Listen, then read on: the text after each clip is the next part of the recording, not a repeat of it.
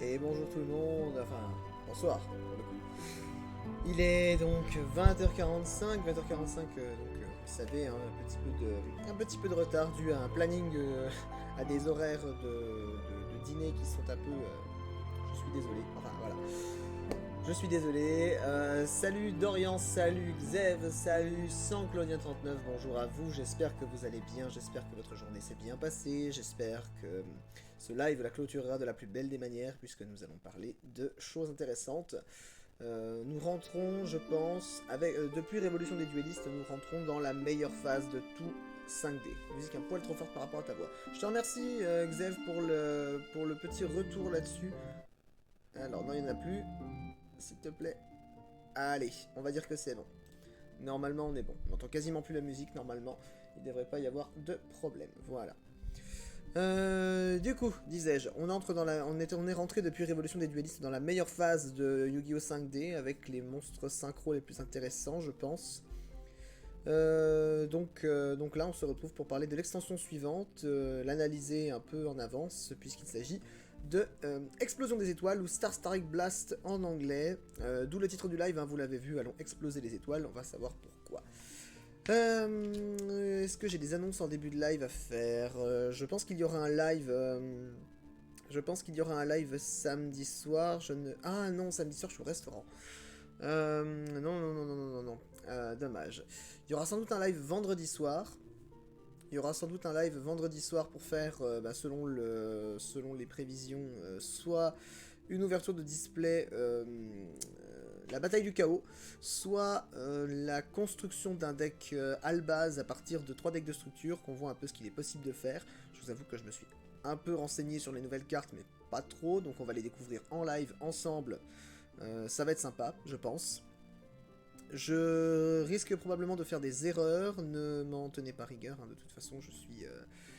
même si j'ai la prétention d'être bon, pas trop mauvais deck builder, je suis, comme tout le monde, subordonné au fait de connaître mes cartes. Et là, pour le coup, je ne me suis pas tant renseigné que ça. Et ce n'est pas demain, jour de repos, mais jour chargé qui s'annonce, qui me permettra de prendre l'avance nécessaire. Peut-être vendredi, puisque j'ai posé mon vendredi, on verra bien. En attendant, ce qu'on va faire, on va commencer sans plus tarder, j'espère que tout le monde va bien. Et donc, en avant pour la lecture du 29e numéro de Dragon Blanc. Voilà, vous l'avez vu, il est beau, il est magnifique, on a Yusei dessus, on a un Slifer qui n'a rien à foutre ici, et on est parti. Donc, commençons par le sommaire comme il se doit. On va donc parler, évidemment, après la sempiternelle FAQ et l'actu. Tu vas jouer quoi au WCQ, BG? Ah, mais ça me semble évident. Le deck qui ne fait pas de mauvaise performance, le deck de Transformers qui pète partout. C'est drôle. Je te fais jouer quoi au WCQ? Il ose me poser la question. Je pourrais jouer Mayakashi, mais Mayakashi, j'ai envie de faire un peu de perf quand même. Donc Mayakashi, même si ça serait très drôle, je pense qu'il est pas fait pour. Du coup, disais-je, après l'actu, après la FAQ et l'actu, donc nous allons parler de Star Strike Blast. C'est surtout dégueulasse de péter partout. Oui, c'est vrai. Surtout qu'au bout d'un moment, tu finis par mourir noyé dans tes gaz. Donc ne faites pas ça chez vous, ou en tout cas, soyez gentils, aérez. Donc, Star Strike Blast, on en parlait justement, l'extension Explosion des étoiles. On va ensuite faire un focus sur le deck de structure de Marek. Ouais, deck de structure Marek qui était, je pense, un grand deck de structure. Parce qu'il y avait plein de choses bien. Il y avait Cathédrale des Rois, enfin le Temple des Rois, donc dans la version traduite. Il y avait Bête Mystique de Serket, il y avait Golem de Lave, et on était très content de récupérer un Golem de Lave. Il y avait plein de choses bien. Et puis surtout, bon, Protecteur du Tombeau, en veux-tu, en voilà, évidemment. Après la sortie de Puissance Absolue, on pouvait rajouter le support qu'il y avait dans Puissance Absolue, c'était vachement bien. Ensuite, on va parler de collection légendaire. La collection légendaire, donc l'article dont je vous avais parlé il y a un live ou deux, sans doute. Donc la collection légendaire qui rassemble les 3 dieux égyptiens ainsi que des boosters des premières extensions. Donc il devait y avoir Légende du Dragon Blanc aux yeux bleus, le Maître des Magies, Metal Raiders, et puis peut-être une dernière extension, ça devait être Invasion du Chaos, je crois, ou quelque chose comme ça. Ensuite, on va parler de la banlist de la rentrée. On parle encore de banlist, j'ai l'impression de ne parler que de ça sur cette chaîne, c'est incroyable. On parle d'une banlist quasiment tous les 2 numéros, et c'est somme toute assez logique, puisque c'est tous les 3 mois, donc... Mais donc on va parler banlist encore une fois, on va voir quel deck s'est fait taper dessus. Est-ce que ça brille, que ça prie? On verra bien. Focus ensuite sur un type de monstre, hein, vous les avez l'habitude maintenant, on a fait les dinosaures la semaine dernière, il est temps d'évoluer vers quelque chose qui vole cette fois-ci, contrairement à tous les dinosaures. On va parler de dragons. On va parler de dragons, et donc vous allez voir, ça va être sympa, c'est un article qui est très détaillé, il doit y avoir une page et demie, une double page, plus une page et demie sur le sujet. C'est très complet, j'aime beaucoup, je l'ai relu un petit peu juste pour me faire la main, et c'était sympa. Parlons ensuite d'un deck que peut-être peu de gens ont connu parce que c'était pas leur époque tout simplement, et puis peut-être parce que le deck a pas fait... il n'a pas été au-delà de tout ce qu'on pouvait imaginer, il a fait quelques bonnes perfs sans plus. On va parler Light Beatdown. Light Beatdown, donc vous allez voir, c'est un deck un peu particulier, j'aime beaucoup la composition. Ça doit être rigolo à jouer, enfin ça devait être rigolo à jouer dans le contexte de l'époque. Les decks Star Trek Black premier deck, le meilleur des dragons. Alors le meilleur des dragons, je sais pas ce que c'est un peu évocateur comme titre. On verra bien ce que ça donne. Les combos évidemment, et je crois qu'on a fait le tour. Donc, on commence, hein, bien sûr, vous avez l'habitude, la FAQ. La FAQ avec une question tout d'abord de Grégoire. Grégoire, 14 ans, il dit « Bonjour, je m'appelle Grégoire et j'ai 14 ans. » Oui, jusqu'ici nous sommes d'accord. Oui d'ailleurs, il fallait que je fasse un truc. Permettez une seconde, il faut que je prévienne quand même. Parce que oui, j'avais un appel de prévu avec une amie ce soir et du coup je veux lui dire que je suis en live. Alors, je suis en live ce soir. Je t'appelle après 22h45, voilà. Au moins qu'elle ne se fasse pas de soucis si elle me voit pas répondre. Voilà.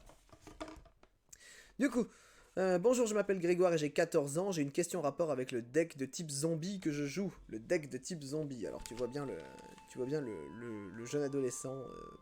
J'aime beaucoup. Si Mur de Fer Impérial est sur le terrain, puis-je activer l'effet de zombie épidémique qui veut qu'il soit retiré du jeu quand il est retiré du terrain? Si oui, où va-t-il? Reste-t-il sur le terrain ou est-il envoyé au cimetière? Bah c'est pas un effet que tu actives, c'est un genre d'effet de remplacement qui du coup ne va pas s'appliquer, du coup ton monstre retournera au cimetière. En réalité tu n'actives pas l'effet de retirer du jeu le zombie épidémique. C'est vrai qu'on disait retirer du jeu à l'époque, on disait pas encore bannir. C'est quoi ça? C'est le déodorant. Oui, eh ben écoute, tu vas faire un pas sur le côté, tu seras mignon, j'ai envie de poser mon magazine tranquillement. Oui. Tu n'actives pas l'effet de retirer du jeu le zombie épidémique, il le fait de lui-même. De son côté, le mur de fer impérial empêche les cartes d'être retirées du jeu. Lorsque tu actives l'effet du zombie, c'est pour l'invoquer spécialement sur ton terrain. Tu peux donc le faire, même en présence du fameux mur. Puisqu'il ne peut pas être retiré du jeu par son propre effet, le zombie ira au cimetière lorsqu'il quitte le terrain, tout simplement. Ce monstre et le mur de fer impérial forment une excellente combinaison. Bien sûr, puisqu'à l'effet de zombie épidémique, je vais essayer d'aller moins vite. L'effet de zombie épidémique n'étant pas une fois par tour, vous pouvez l'activer tant que vous avez des cartes en main à replacer sur le dessus de votre deck, donc c'est drôle, on s'amuse. Question de Christophe ensuite, bonjour, quels sont les codes des 3 dieux égyptiens? et de zombies gobelins. Merci de votre réponse. Je souris. Je souris parce que c'est... Quelles sont les codes de 3 cartes mythiques du jeu et d'une carte OSEF? C'est comme si je demandais quelles sont les cotes des 3 bêtes sacrées et de Kuribo, s'il vous plaît. Encore que non, Kuribo, il est un peu moins OSEF parce qu'il a eu son heure de gloire dans l'animé, mais quelles sont les codes des 3 bêtes sacrées? Et puis admettons, je sais pas moi, de Inezumi Hanabi, tiens, parce que puisqu'on en parlait avec Zev l'autre jour. C'est drôle. Ta question vient à point nommé car un pack contenant les 3 célèbres divinités vient tout juste de sortir. Tu peux donc acquérir les 3 monstres d'un seul coup pour une somme assez modeste, environ 25 €. Ce pack se nomme Collection Légendaire, on en parlera plus tard. Tu auras le détail de ce coffret quelques pages plus loin dans ce magazine, tu vois, je te l'avais dit. Concernant le zombie gobelin, sa cote dépend de son édition, comme pour beaucoup d'ailleurs, comme pour beaucoup de cartes. En effet, comme beaucoup de cartes, ce monstre a été édité dans plusieurs séries et donc en plusieurs raretés différentes. Tu peux le trouver en commune dans le pack Gold 3, en super en tant que promo de la crise écarlate, et même en secret rare dans Ténèbres Fantômes. C'est la première fois qu'il apparaissait d'ailleurs dans Ténèbres Fantômes. Tu as donc le choix, et je suppose qu'il dépendra de ton budget. Mais n'oublie pas ceci, quelle que soit sa rareté, l'effet de la carte ne change pas, c'est vrai. Et c'est un excellent argument en faveur des joueurs budget. Question de Loric ensuite. Alors Loric, drôle de prénom, mais écoute, apparemment ça existe, et l'officier d'état civil a permis de faire ça, donc écoute, on dit qu'on fait comme ça. Bonjour, j'adore vos magazines car ils sont très complets, c'est vrai. J'ai un doute sur l'effet de la carte Patricien des Ténèbres. Lorsque mon adversaire attaque, Patricien des Ténèbres me permet de sélectionner la cible de cette attaque. Ai-je le droit de choisir un monstre sur le terrain de mon adversaire? Cordialement. Ça serait beau, mais non. Avant tout, merci du compliment. Merci concernant ta question, pardon. Il faut savoir que la nouvelle cible choisie doit être valide. Ainsi, tu ne peux pas obliger ton adversaire à attaquer ses propres monstres, ce ne sont pas des cibles valides. En temps normal, il ne peut pas le faire, et l'effet du Patricien des Ténèbres ne modifie pas cette règle. Voilà. Simple. Basique. Décidément, ça vibre chez nous. Excusez.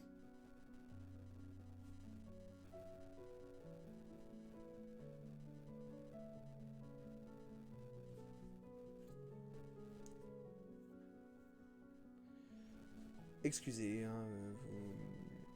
décidément. Voilà, bon, d'accord, ok. Je suis désolé, tu m'excuseras, Emma, je te laisse en vue. C'est pour la bonne cause. On s'appelle après, y a pas de problème. Voilà, Emma, tu es officiellement, tu seras immortalisée sur YouTube. Les gens connaîtront ton nom. Du coup, bonjour Dragon Blanc, j'ai lu les 6 volumes de l'histoire de Yu-Gi-Oh! GX, j'ai aimé l'histoire avec Juda et Yuki, y aura-t-il une extension spéciale de toutes les cartes de l'histoire en version française? Je vous remercie. J'ai pas donné de nom parce qu'il n'y a pas de nom, c'est un auteur inconnu. Et ben dans le Premium Pack Gold, premier du nom je crois, ou même dans le 2, je crois, dans les deux, il y avait des cartes jouées dans le manga, donc voilà. Aucun pack de ce genre n'est prévu pour l'avenir proche, par contre si tu aimes la série papier de GX, tu seras heureux d'apprendre que la plupart des monstres jusqu'au volume 6 ont déjà été édités au moins une fois. Par exemple les héros élémentaires de Judai dont la fusion terre ferme, donc le fameux E-Hero the Earth, donc qu'il y a dans le manga, sont disséminés dans de nombreuses extensions. Il ne te sera pas trop dur de les trouver. Le super dragon bicolore de Jun Manjome, donc Light and Darkness Dragon, le dragon de la lumière et des ténèbres, se nomme en français Dragon de la lumière et des ténèbres, voilà, il suffisait de lire plus loin. Comme tu le vois, les monstres dans le manga ont juste des noms anglais, mais ils sont presque tous sortis en français. Oui. C'est con de pas donner les éditions par contre. Vous auriez pu venir en aide à ce pauvre joueur, ou collectionneur, de manière plus complète. Un autre auteur inconnu qui demande: peut-on invoquer Aile Noire Brise le Zéphyr avec son effet en utilisant la magie Carte Plume Noire? Alors, je rappelle quand même pour les personnes qui ne connaissent pas, Carte Plume Noire vous permet de bannir une aile noire de votre main pour piocher 2 cartes. Vous ne pouvez pas faire d'invocation spéciale durant tout le tour où vous activez cet effet, même avant, même après. Et Brise de Zéphyr dit que si elle est ajoutée à la main par l'effet d'un monstre, d'une magie ou d'un piège, vous pouvez l'invoquer spécialement depuis votre main. Donc vous flairez l'astuce, oh, je pioche mes 2 cartes et je ne peux pas faire d'invocation spéciale. Effet de brise, ah bah non du coup. La réponse se trouve dans les textes de Zéphyr et de la carte magie. Carte Plume Noire t'empêche de réaliser des invocations spéciales durant le tour où tu l'as activé. Or, l'effet du monstre Brise le Zéphyr est justement de pouvoir être invoqué spécialement lorsqu'il arrive dans ta main par l'effet d'une carte. Donc si tu pioches Zéphyr avec Carte Plume Noire, tu n'es pas autorisé à l'invoquer spécialement. Ça perd l'hypopète comme c'est dommage. Question d'Edouard ensuite. Bonjour, si j'active l'effet du chasseur de précision en me défaussant d'agresseur nocturne, est-ce que l'agresseur nocturne retournera dans ma main puisque c'est un monstre à effet flip? Est-ce que cette combo fonctionne? Alors, c'est rigolo que cette question tombe maintenant, en tout cas, puisque nous avons eu très récemment dans le Arsenal Mystérieux chapitre 1, donc qui fait comment dire, qui récapitule un peu le premier chapitre, enfin la première extension Arsenal Mystérieux, et qui remet quelques bonnes cartes dedans aussi. Coucou Skill Drain, Golem de lave, excusez-moi. Nous avons eu la version erratée de Agresseur Nocturne, qui disait qu'il ne peut pas reprendre un autre Agresseur Nocturne dans le cimetière, pour éviter les combos justement, parce que avant, comme vous allez l'entendre par la suite, il peut reprendre un autre monstre à effet flip du cimetière, mais pas lui-même. Par contre, il peut reprendre un autre agresseur nocturne. Et auquel cas, ça fait des combos assez rigolos. Ma réponse va sans doute te décevoir, mais tu ne peux pas reprendre l'agresseur nocturne que tu as défaussé. En clair, son effet ne s'active pas sur lui-même. C'est rigoureusement interdit, et ce n'est pas plus mal. Tu imagines si tu pouvais le faire? Ce serait injuste, car au bout du compte, plus aucun coup ne serait payant. On pense à Vortex Foudroyant, évidemment. Par contre, tu peux reprendre un autre agresseur nocturne de ton cimetière, et c'est justement pour éviter cette boucle infinie que ce démon a été limité à un exemplaire. C'est vrai. C'est vrai. Question de Tom, ensuite. Cher Dragon Blanc, à votre avis, sortira-t-il de nouvelles cartes pour le deck Bête Cristalline? Alors, je vois dans le futur, Tom. Je viens du futur. Écoute ma voix. Il y aura des monstres pendules, Bête Cristalline, qui ne seront pas des Bêtes Cristallines, mais qui seront faits pour être joués dans un deck Bête Cristalline. Je ne suis pas devin et il me sera difficile de te répondre pour ne pas dire impossible. J'aimerais pouvoir t'aider en puisant dans mes sources d'informations ultra secrètes, mais aucune sortie de ce genre n'est prévue. Il est vrai que plusieurs cartes permettent déjà d'exploiter le thème cristallin, et il te faudra malheureusement t'en contenter pour l'instant. Mais on ne sait jamais de quoi l'avenir est fait, et rien ne nous dit que des nouvelles bêtes cristallines ne verront pas le jour. Pourquoi pas des bêtes cristallines des ténèbres? Et ben pourquoi pas des bêtes cristallines des ténèbres? Parce qu'il y a une magie de terrain qui les transforme toutes en monstres ténèbres, à savoir Ténèbres Ultime, qui est donc l'adaptation d'une magie de terrain jouée par Jesse Anderson lorsqu'il est possédé par Yubel. Voilà, qui transforme les bêtes cristallines en bêtes cristallines avancées. Bêtes cristallines des ténèbres, je crois que c'est bêtes cristallines avancées en japonais. Salut la rédac, question de Rémi. Je me demande comment on fait pour invoquer le dragon métallique rare, puisque le dragon métallique rare dit que tu ne peux pas l'invoquer normalement et tu ne peux pas le poser non plus. C'est tout. Je te répondrai par une autre question. En dehors de l'invocation normale et de la pose, par quel autre moyen peut-on appeler un monstre? Oui. L'invocation spéciale, bien sûr, c'était facile, tu peux donc invoquer spécialement le dragon métallique rare, et même si c'est l'unique façon de faire appel à lui, il existe des centaines d'effets de cartes qui permettent les invocations spéciales. Le choix est quasi illimité avec 2 ailes, mais j'irai peut-être pas jusque là, même si pour le coup c'est vrai qu'il y a quand même pas mal de cartes qui permettent de faire des invocations spéciales. Je pense aux invocations spéciales du cimetière, notamment avec Monster Reborn, Appel de l'être hanté, Back to the Front, plus récemment. Question d'Olivier, cher Hugo. J'ai quelques problèmes avec le nouveau monstre Pouce de Bambou Naturia. C'est normal. C'est normal. Comment puis-je m'en débarrasser si je ne peux pas activer mes cartes pièges et magie et que mon adversaire le protège avec les siennes? Oh bah zut alors. C'est vrai que c'est un petit peu le principe de la carte, hein, d'embêter l'adversaire de manière à ce qu'il ne puisse pas utiliser ses magies pièges et qu'ensuite on protège notre pouce. C'est tout le principe de la carte, mon cher ami. Tu viens de découvrir le principe de pouce de bambou. Si mon adversaire l'invoque depuis le cimetière avec Monster Reborn alors qu'il a été invoqué en sacrifiant un Naturia, son effet est-il toujours actif? L'attaque est la meilleure des défenses, et oui, pour vaincre ce monstre, il te suffit de l'attaquer, et ses 2000 points d'attaque ne sont pas infranchissables. Le problème, comme tu l'as si bien dit, est que ton adversaire peut le protéger de tes assauts, et c'est notamment dans son intérêt avec des cartes comme Force de Miroir, Waboku, Rétrécissement, etc. Mais tu sembles avoir oublié un autre moyen plus rapide et très efficace, les effets de monstres. Bah oui, parce que Pouce de Bambou n'empêche l'activation que de cartes magie et pièges, eux-mêmes les effets de cartes magie pièges déjà présentes sur le terrain ne sont pas affectés par l'effet de Pouce de Bambou. Ainsi, tu peux retirer du jeu la Pouce de Bambou Naturia avec Caius, le monarque des ombres, tu peux la renvoyer en main avec Brionac, dragon de la barrière de glace, la détruire avec la troupe exilée ou Kalidor, allié de la justice, etc. Une fois ta créature détruite et envoyée au cimetière, son effet ne sera plus actif, et si ton adversaire la ramène avec Monster Reborn, elle sera invoquée par invocation spéciale et non en sacrifiant un monstre Naturia. Dans ce cas, son effet ne s'applique pas. C'est vrai.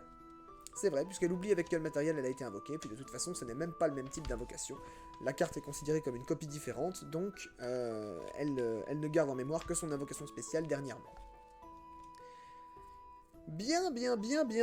Après cette FAQ relativement longue, hein, 10 questions quand même, rien que ça, on va passer à de l'actu.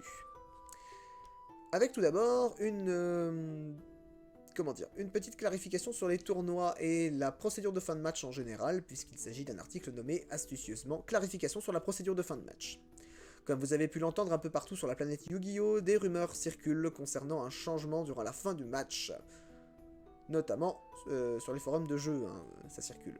Cette nouvelle règle issue des championnats du monde autorise les joueurs à jouer 5 tours supplémentaires lorsque le match arrive à la fin du temps. La seconde nouveauté est que les matchs nuls deviennent possibles, une première dans ce TCG. Eh oui, pas de match nul avant... Permettez que je regarde. 2010. Voilà. Ça se décidait avant. Il n'y avait pas de match nul. Cependant, cette règle n'est pas appliquée ni applicable actuellement, que ce soit en tournoi local ou international, comme les YCS par exemple. Elle sera appliquée dans un futur proche, mais Konami fera une annonce officielle à ce moment précis. Tous les joueurs jouent donc encore avec la règle initiale. Lorsque le temps est terminé, le joueur actif termine son tour et 3 tours de jeu restent alors à jouer. Le joueur ayant le plus de points de vie remporte la manche à l'issue du dernier tour de jeu. Si une nouvelle règle est valable lors du tournoi, c'est alors au head judge de vous l'annoncer au début du tournoi. Tout à fait. C'est tout à fait vrai. Basculons ensuite aux États-Unis avec 2 cartes promotionnelles qui sont sympathiques. Bon, après, je suis un peu biaisé, ce sont des synchros, donc forcément qu'elles sont sympathiques. Mais il s'agit donc de Seven Sword Warrior, donc guerrier aux 7 épées en français, et Lightning Warrior, donc guerrier foudroyant. Afin de récompenser les abonnés au célèbre magazine Shonen Jump aux USA, Konami offre 2 nouvelles cartes promotionnelles inédites pour ce début d'année 2011, Seven Sword Warrior et Lightning Warrior. Je sais pas de mettre l'accent. Ces 2 cartes étaient très attendues par les joueurs de deck guerrier, mais regardons cela de plus près. Alors pour le guerrier aux 7 épées, aka Seven Sword Warrior dans la langue de Shakespeare, c'est un monstre synchro guerrier terre de niveau 7 disposant de 2300 d'attaque et 1800 de défense, et une fois par tour, si cette carte est équipée avec une magie d'équipement, vous pouvez infliger 800 points de dommages direct à votre adversaire. Une fois par tour, vous pouvez envoyer au cimetière une carte magie d'équipement équipée à cette carte, et pour cibler un monstre face recto contrôlé par votre adversaire et le détruire. C'est drôle. J'aime bien guerrier aux 7 épées. Je crois qu'il est sorti relativement tardivement chez nous. Hein. Je me demande s'il n'est pas sorti en promo, pas en promo, en... vous savez, dans les extensions, il y a 60 cartes qui sont du set OCG. Et après, on a 20 cartes supplémentaires qui sont des imports de l'OCG ou des exclus TCG. Je pense qu'il est sorti dans ces 20 cartes-là. En tout cas, je sais qu'il est sorti dans un pack étoile. De mémoire, c'était le SP13. Sinon, ça serait à voir, mais il me semble qu'il est sorti dans une édition. C'est 80-20. Ah oui, voilà, c'est ça, pardon, excusez-moi. Oui, je suis à l'ancienne formule, moi, les 60 cartes, les extensions de 60 cartes avec 20, oui, c'est... Non, c'est 100 cartes maintenant, c'est vrai. Et c'est mieux, parce que ça diminue les ratios. Ça diminue les ratios, c'est drôle. Vu qu'il y a plus de cartes, on a plus de mal à choper les secrets rares. On parle ensuite de guerrier foudroyant. Guerrier foudroyant, d'ailleurs, qui est très utilisé par Yusei dans le manga 5D. C'est, je crois, son Ace Monster, hein, puisqu'il n'a pas du tout le même deck. Enfin, il a un deck un peu basé sur la ferraille et les robots comme dans l'animé. Mais dans le manga, c'est plus centré. Son deck, son Ace Monster, qui n'est pas Dragon Pousseur d'étoile et qui n'est pas un robot guerrier, c'est Lightning Warrior. Et Lightning Warrior, tant qu'à parler de lui, est un synchro de niveau 7 d'attribut lumière de type guerrier, disposant de 2400 points d'attaque et 1200 points de défense, qui, lorsqu'il détruit un monstre de l'adversaire au combat et l'envoie au cimetière, inflige 300 points de dommages à l'adversaire pour chaque carte dans sa main. Voilà. Ça peut aider à finir un match. C'est drôle. Je souris et je rigole parce que sur la page d'à côté, il y a une carte que j'aime beaucoup. Et justement, parlons-en, puisqu'on va parler d'Arsenal Mystérieux 3. On a vu Arsenal Mystérieux 2 la semaine dernière. Et ben le 3 est déjà annoncé, et il porte avec lui beaucoup de monstres différents. Le succès de la série Arsenal Mystérieux n'est plus à décrire. Après 2 éditions du Tonnerre permettant aux joueurs d'acquérir des cartes comme Brionac, Dragon de la Barrière de Glace ou Lion Naturia, il était probable qu'un 3e opus allait rapidement débarquer. C'est donc dès décembre 2010 que nous allons pouvoir profiter des nouvelles cartes Naturia, mythologiques ou encore des tout nouveaux Dragunity. Et oui, Dragunity fait son apparition dans Arsenal Mystérieux 3, rien que ça. Comme d'habitude, un monstre vole la vedette au reste. Alors, je vais pas mettre l'accent. Ally of Justice, Decisive Armor, donc armure invincible, allié de la justice en français.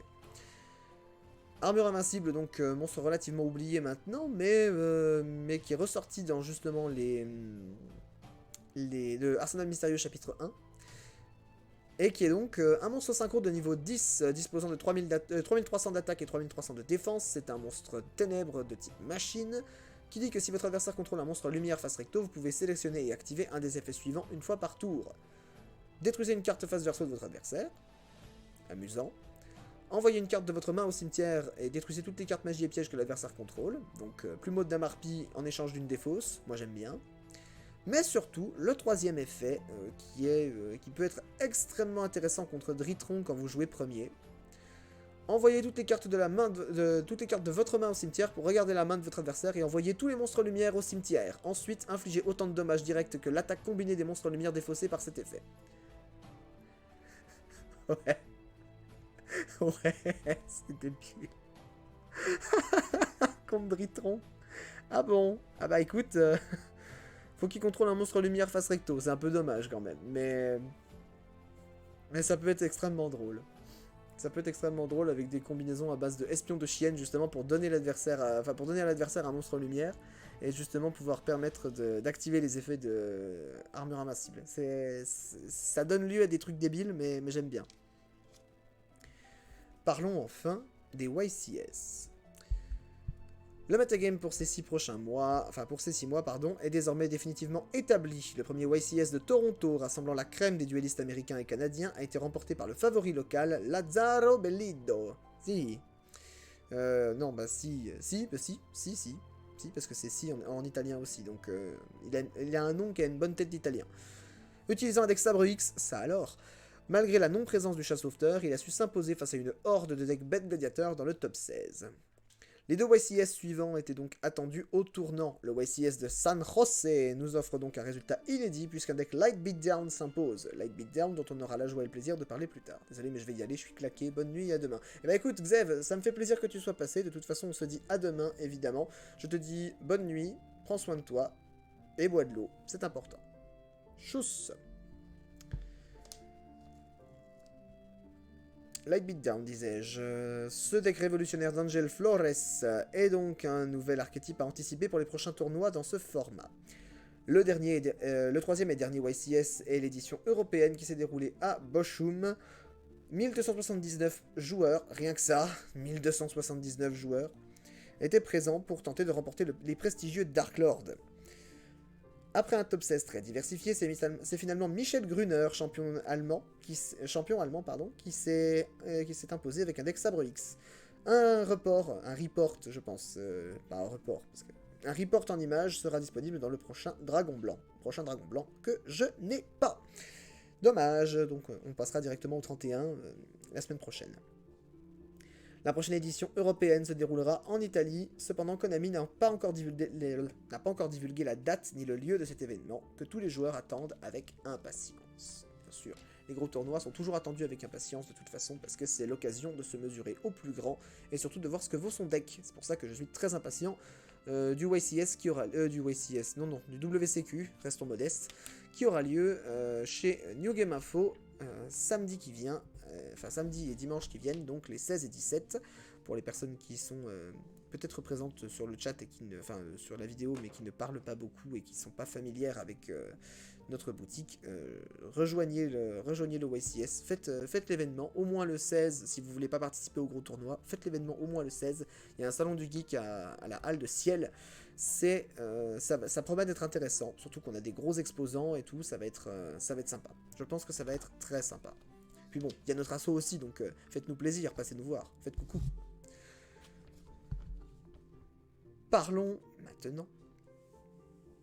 Attaquons dans le dur avec Explosion des étoiles, aka Star Strike Blast. J'aime beaucoup le nom anglais de cette édition, je trouve qu'il est trop classe. Et ça doit être un sacré bordel à prononcer chez les japonais, parce que vous savez que chez les japonais, pour beaucoup de voyelles, enfin pour beaucoup de consonnes, elles ne peuvent pas se coller entre elles, elles ont besoin d'une voyelle d'appui, généralement un O ou un U. Là, avec le nombre de de consonnes qui sont collées l'une à l'autre, ça donnerait un bordel. Ça donnerait un truc du genre sta, suta, donc le U qui se prononce à peine, qui est juste la voyelle d'appui. Hein. Sta, sotoraiku, burasto. Voilà. Sta, je vais avoir du mal. Sta, sotoraiku, burasto. Voilà. C'est compliqué. Et c'est très laid.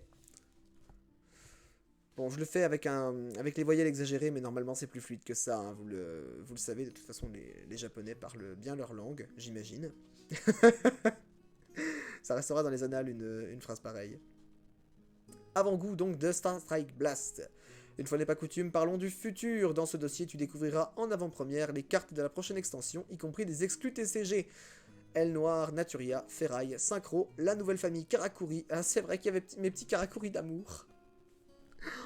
Un des premiers decks que j'ai joué en tournoi et qui avait fait du bon résultat, je me souviens, j'avais fini premier avec un deck Karakuri. C'était il y a fort longtemps, hein, j'avais fini premier avec un deck Karakuri, c'était vraiment trop cool, j'adore ce deck. Et encore plus avec le support qui est sorti dans l'impact du chaos. L'assaut de l'ignition, je dis des bêtises. Et donc la famille Karakuri et bien d'autres seront au rendez-vous le 16 novembre, tout un programme. Parlons d'abord des ailes noires. Ailes noires, je ne vous présente plus l'archétype, hein. Je pense qu'on en entend parler à chaque édition maintenant, donc je ne vous fais pas l'affront de vous présenter les piou-piou. Non, ce n'est pas une blague, on ne s'attendait pas à revoir nos chers piou-piou obscurs après la claque qu'ils viennent de se prendre. Pris au dépourvu par la dernière banlist, les ailes noires essaient de survivre tant bien que mal. L'arrivée de renforts à plumes n'est donc pas un luxe, avec 3 nouveaux membres. Ethesia la double lame s'occupe des points de vie adverses en infligeant des dommages directs.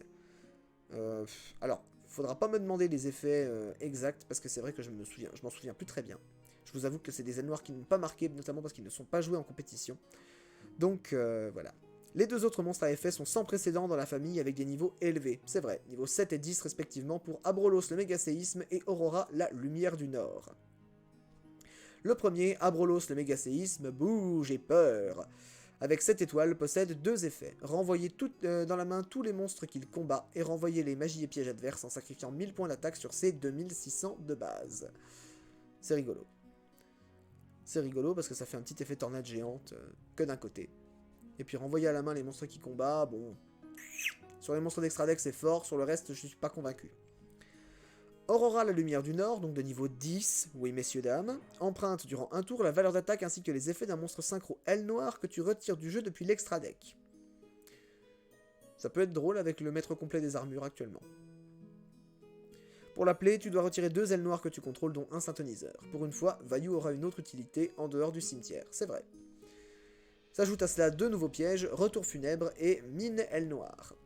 Le premier ressuscite un pigeon ténébreux qui s'est fait déplumer, 2000 d'attaque maximum et pas d'invocation normale ou de pause en contrepartie, donc ouais, compliqué.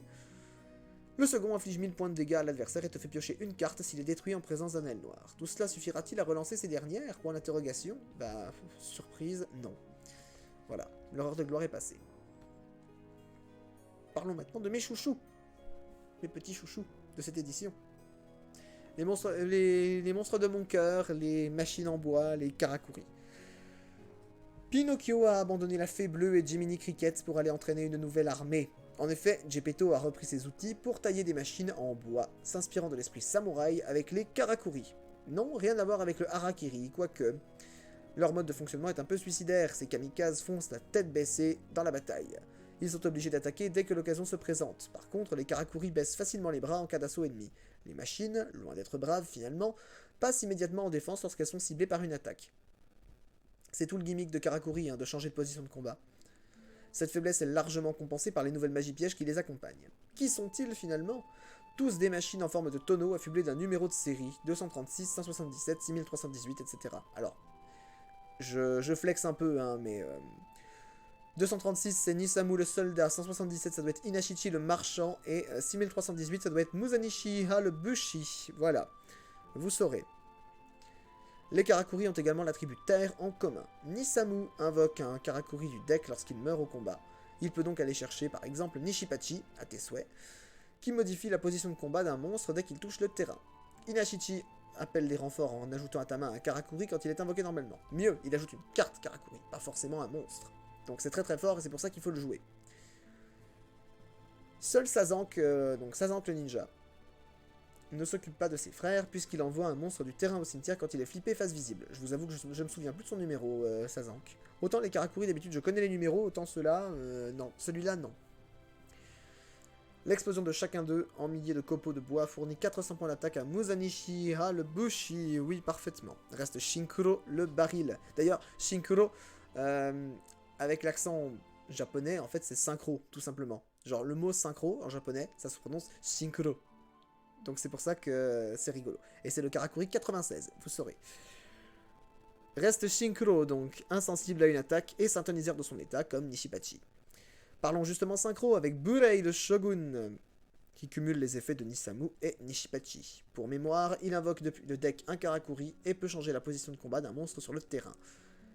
C'est très très fort Burei, hein. Franchement, c'est pour ça qu'il est encore joué dans Karakuri actuellement, même si c'est le synchro le moins puissant du deck finalement. Enfin, le synchro spécifique le moins puissant du deck. Mais il est encore joué parce que justement, invoquer un monstre depuis le deck et puis changer la position de combat en effet d'ignition et ne pas être tributaire de l'effet des Karakuri qui changent de position de combat quand ils sont ciblés par une attaque, c'est intéressant. C'est toujours intéressant parce que la stratégie du deck est plus que jamais orientée sur le changement de position de combat. Revenons sur les magies pièges avec l'excellent château de confrontation des Karakuri, donc un terrain, qui, lorsqu'il tombe en ruine, provoque la résurrection d'un Karakuri du cimetière.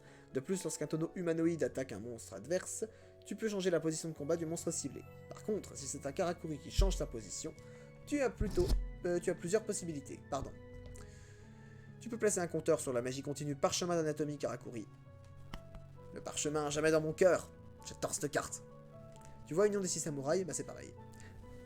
Chaque fois qu'un Karakuri change de position de combat, un compteur dessus, max 2, tu l'envoies au cimetière, tu pioches un nombre de cartes égal au nombre de compteurs qu'elle avait sur elle avant son envoi.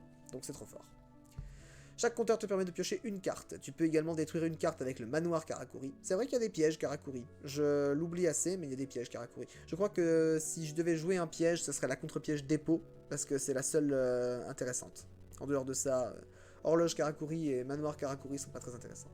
Synchro Shoukan, bah oui, parfaitement, exactement. Je m'entraîne à prononcer le japonais pour ma performance de samedi, hein, parce que c'est pas comme si je chantais en japonais, mais presque. Alors attendez, bougez pas. Hop, ça dégage, ça dégage. Voilà, parfait. Ensuite, pour terminer, l'horloge Karakuri agira comme une force de miroir si une machine en bois en position de défense est attaquée. La quantité de cartes et d'effets ainsi que la synergie qui relie les Karakuri vont leur permettre de s'imposer immédiatement. Le contrôle sera leur arme de prédilection. Je cherchais l'orthographe. Eh ben, ouais, je crois qu'on est bon, hein. Je crois qu'on est bon. Au niveau des Romaji, je crois que c'est comme ça que ça se dit. Et sachant que le Shoukan s'écrit avec OU, mais en fait, je pense que c'est le francisé en fait, parce que nous on n'a pas le O avec le trait dessus. Qui veut dire que c'est un O long en fait. Qu'il faudrait en prononcer limite 2 en même temps en fait. Enfin, 2 l'un après l'autre. O. Voilà, pour le faire durer un peu. On parle japonais dans cette édition, c'est drôle. Naturiar. La nature, j'aime. C'est un de mes prochains decks d'ailleurs, Naturiar. La pousse de bambou nous avait laissé sur notre fin les 3 nouvelles... Comment ça, pousse de bambou nous a laissé sur notre fin? La carte, elle était incroyable. Les 3 nouvelles magies pièges n'apporteront pas grand chose, même l'écorce de Barkion qui empêche l'adversaire d'activer ses pièges. Seuls les monstres donnent un avantage. Si l'adversaire se débarrasse des cerises Naturia, qui est un synthoniseur, hein, 2 autres seront invoqués depuis le deck. La citrouille, c'est l'équivalent de chevalier épouvantard sabre XX chez les Naturia. Donc si votre adversaire contrôle un monstre et que vous invoquez normalement la citrouille, vous pouvez invoquer spécialement un Naturia depuis votre main, sans restriction de niveau. Durant la battle phase, la Lucan Naturia, qui est vraiment mignonne, j'adore la Lucan Naturia, je la trouve trop chou, réagit à l'activation d'un effet de monstre ou de magie piège adverse, par l'invocation spéciale d'un Naturia depuis le cimetière. Et ouais, elle fait de la reborn, même durant la damage step. Important, les effets de ces 2 monstres ne sont pas limités aux Naturia de niveau 4 ou moins. T'as vu mec, le soir même où je t'ai dit qu'il manque quelque chose à Rika et au deck plante. C'est vrai, exactement. Pas mal de support Rika. Tout à fait. C'est... Le terrain est incroyable. Le terrain qui fait limite l'Air of Darkness pour activer les magies pièges Rika est incroyable. Et là, le monstre est un extender win and trap au choix, c'est très très fort. J'aime beaucoup. Mais des pouvoirs de prédilection peut-être, Do? Tu nous caches des trucs? Électrostimulation. Alors moi, électrostimulation dans ma tête, ça me fait penser à un défibrillateur, donc c'est très drôle. Les Pokémon version Yu-Gi-Oh! Ne cessent de pulluler. On en a parlé la semaine dernière, souvenez-vous-en, le deck électro. Hein. Ce sont 4 monstres électro supplémentaires qui débarquent. Écrase une électro-libellule et un autre électro débarque aussitôt, y compris l'électro-sauterelle. Place-en 2 sur ton terrain et ton adversaire ne pourra plus t'attaquer. L'électro-écureuil est une véritable peste puisqu'il annule les effets d'un monstre qu'il combat. Raison de plus pour jouer électro-kiwi qui empêche les électros d'être battus au combat lorsqu'ils attaquent. Lorsque les petits font la loi. Point de suspension. Oui, en fait, j'ai rêvé de toi cette nuit et... Ah! Qu'est-ce qu'on faisait tous les deux? Je veux savoir. Est-ce que c'est Twitch-friendly au moins? On n'est pas dans la bonne catégorie pour parler de ce genre de truc, je crois. Go basculer en catégorie hot tub, ça va être très drôle. Hyper synchro. Ah, on parle de synchro, forcément ça me fait un truc. Non, non, on s'arrête là. Oh, tout de suite. Je suis frustré, Edo. Tu me frustres. La nouvelle banlist associée à STBL, donc Star Strike Blast, hein, Explosion des étoiles, ouvre un large champ d'action pour les invocations spéciales et c'est le moment ou jamais de tenter le dernier type de synchronisation. Dernier type, c'est faux. Enfin, dernier type pour l'époque. Les fans de puissance ont idolâtré Dragon Nova Rouge. Bah déjà parce que c'est le monstre de Jack, hein, donc... Je l'aime. C'est pas là le cœur, c'est là. Oui, je sais. Invulnérable en attaque, 3500 minimum car il gagne 500 attaques par Cinto dans le cimetière. Ouais. Et aux effets, il ne peut être détruit par aucune carte. C'est... S'il était vraiment si invulnérable que ça, je l'aimerais encore plus, mais là, pour le coup... Je préfère sa version Supernova, elle est beaucoup plus drôle. Pour annuler une attaque, il pourra faire un aller-retour jusqu'à la zone hors jeu. Le seul moyen de s'en débarrasser est de le renvoyer en main. Bon, pas tout à fait, tu peux l'envoyer au cimetière, tu peux le bannir, tu peux... Non, il y a plein de choses bien pour s'en débarrasser, Dragon Nova Rouge. Mais ne le faites pas, laissez-le sur le terrain, il est bien. Pour l'invoquer, un Dragon Rouge Arc-Démon plus 2 Cinto. Et oui, c'était le premier à faire ça, souvenez-vous-en. Et si les Cinto te manquent, Bulbe Luisant te sera utile et te rappellera étrangement un monstre nommé Spore. Bulbe Luisant. Vous vous souvenez de Bulbe Luisant? Est-ce que vous vous souvenez d'à quel point c'était rigolo, Bulbe Luisant? C'était drôle, Bulbe Luisant. J'aimais bien Bulbe Luisant. Faites revenir Bulbe Luisant. S'il vous plaît. Comme lui, Bulbe Luisant ne peut être invoqué qu'une seule fois depuis le cimetière par son effet. Là se situe le point fort de ce monstre. Pour effectuer son invocation, tu dois simplement envoyer une carte de ton deck au cimetière. Ouais, la carte du dessus, exactement, pas n'importe quelle carte de ton deck. Ça serait drôle quand même, hein. Oui, alors j'envoie Dandelion au cimetière, je ramène Bulbe Luisant, effet Dandelion, je spé 2 tokens, synchro 2, formule synchronique, je pioche une carte, synchro 3, marcheur métallique militaire, effet marcheur, je spé... Oh là là, c'est... Ça aurait été incroyable. Mieux encore, les nouveaux synchro synthoniseurs. Bah ouais, formule synchronique. La première... que sont ces bêtes? Tout simplement un nouveau genre de monstre qui associe ces deux caractéristiques. Le premier d'entre eux est formule synchronique. La bien nommée, je l'aime. Faire piocher, faire des synchros pendant le tour adverse, je l'aime. Puis de toute façon, c'est un monstre de Yusei, donc forcément... Voilà, je suis pas très objectif là-dessus.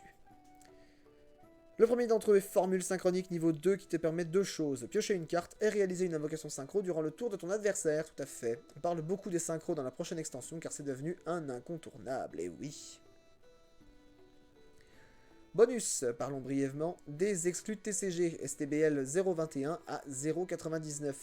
Donc, allons à l'essentiel. Droll and Lockbird, parce que oui, Droll and Lockbird est sorti dans cette édition. Hurluberlu et Oiseau de verrouillage sera une excellente carte à intégrer au side deck. Envoie ce monstre de ta main au cimetière pour empêcher ton adversaire de piocher ou d'ajouter une carte de son deck à sa main. En clair, tu bloqueras n'importe quel FTK reposant sur la vitesse de pioche. On n'est vraiment pas près de revoir Exodia. Autre effet de main, Maître des crânes. Eh oui, lui aussi vient de cette édition. C'est fou ce que ça a apporté en une trappe de qualité Star Strike Blast. Donc Maître des crânes qui annule un effet de carte qui s'active dans le cimetière. Inhibiteur Psy annulera les effets de tous les types de cartes. Il représente l'équivalent de Prohibition version monstre et te permet de choisir une cible à chaque tour. C'est vrai. Bon, c'est un peu moins fort que Prohibition, mais c'est quand même plutôt rigolo, Inhibiteur Psy. J'aime bien. Le recruteur des protecteurs du tombeau porte son nom à merveille. Il ajoute à ta main un protecteur du tombeau lorsqu'il est envoyé du terrain au cimetière, quelle que soit la raison. Bien d'autres thèmes t'attendent. Alliés de la justice, Genex, barrière de glace, Kohakimeru, et oui, encore. Nouveau monarque, Delg, le monarque des ténèbres, je crois, qui n'est pas très intéressant, encore que, moi j'aime bien son effet, mais je conçois qu'il ne soit pas joué dans un deck monarque. Ferraille, etc. Rendez-vous à la sortie de cette extension. Eh oui. C'est pas une mauvaise extension, Star Strike Blast. Mais l'extension d'après est encore meilleure, de toute façon. Vous le saurez si j'ai la joie et le bonheur de tomber dessus. Dans le prochain épisode du Curry Club organisé par l'ami Trif, qui se déroulera donc le samedi 30 avril au soir, si je ne dis pas de bêtises. C'est le samedi 30 avril au soir, et étant donné que je n'ai rien de prévu, ça va être une excellente soirée.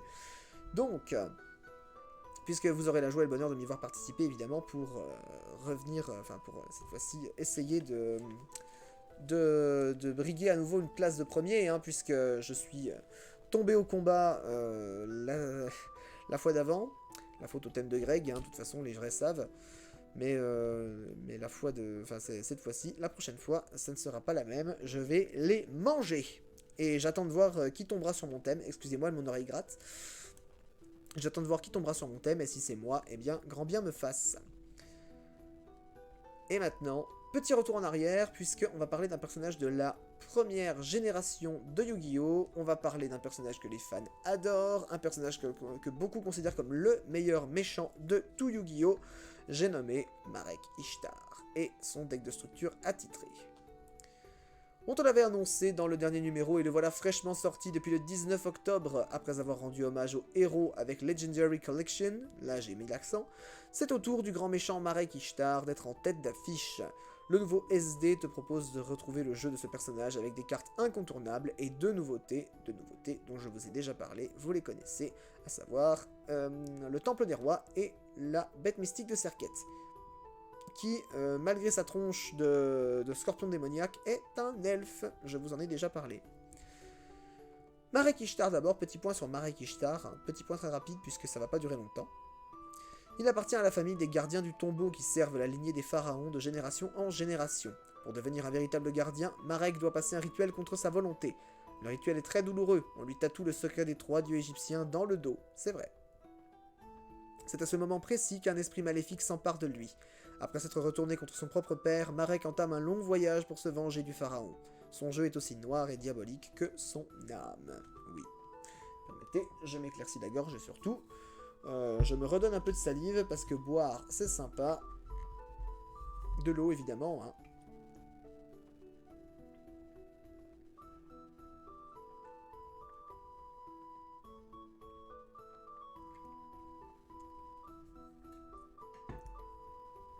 On ne soulignera jamais assez l'importance de boire, particulièrement de l'eau. Protecteur du tombeau ensuite. Parlons des protecteurs du tombeau puisque c'est l'archétype de Marek, hein, finalement. Quand on parle du loup, ce deck de structure a l'avantage de réunir dans un seul paquet 11 monstres protecteurs du tombeau, oui, rien que ça. Normalement éparpillés dans plusieurs extensions. On notera la présence d'Oracle et de l'Héritier récemment apparu dans Puissance Absolue, c'est vrai. Seule la prêtresse manque à l'appel. Et le recruteur, mais recruteur il n'est pas encore sorti techniquement, donc...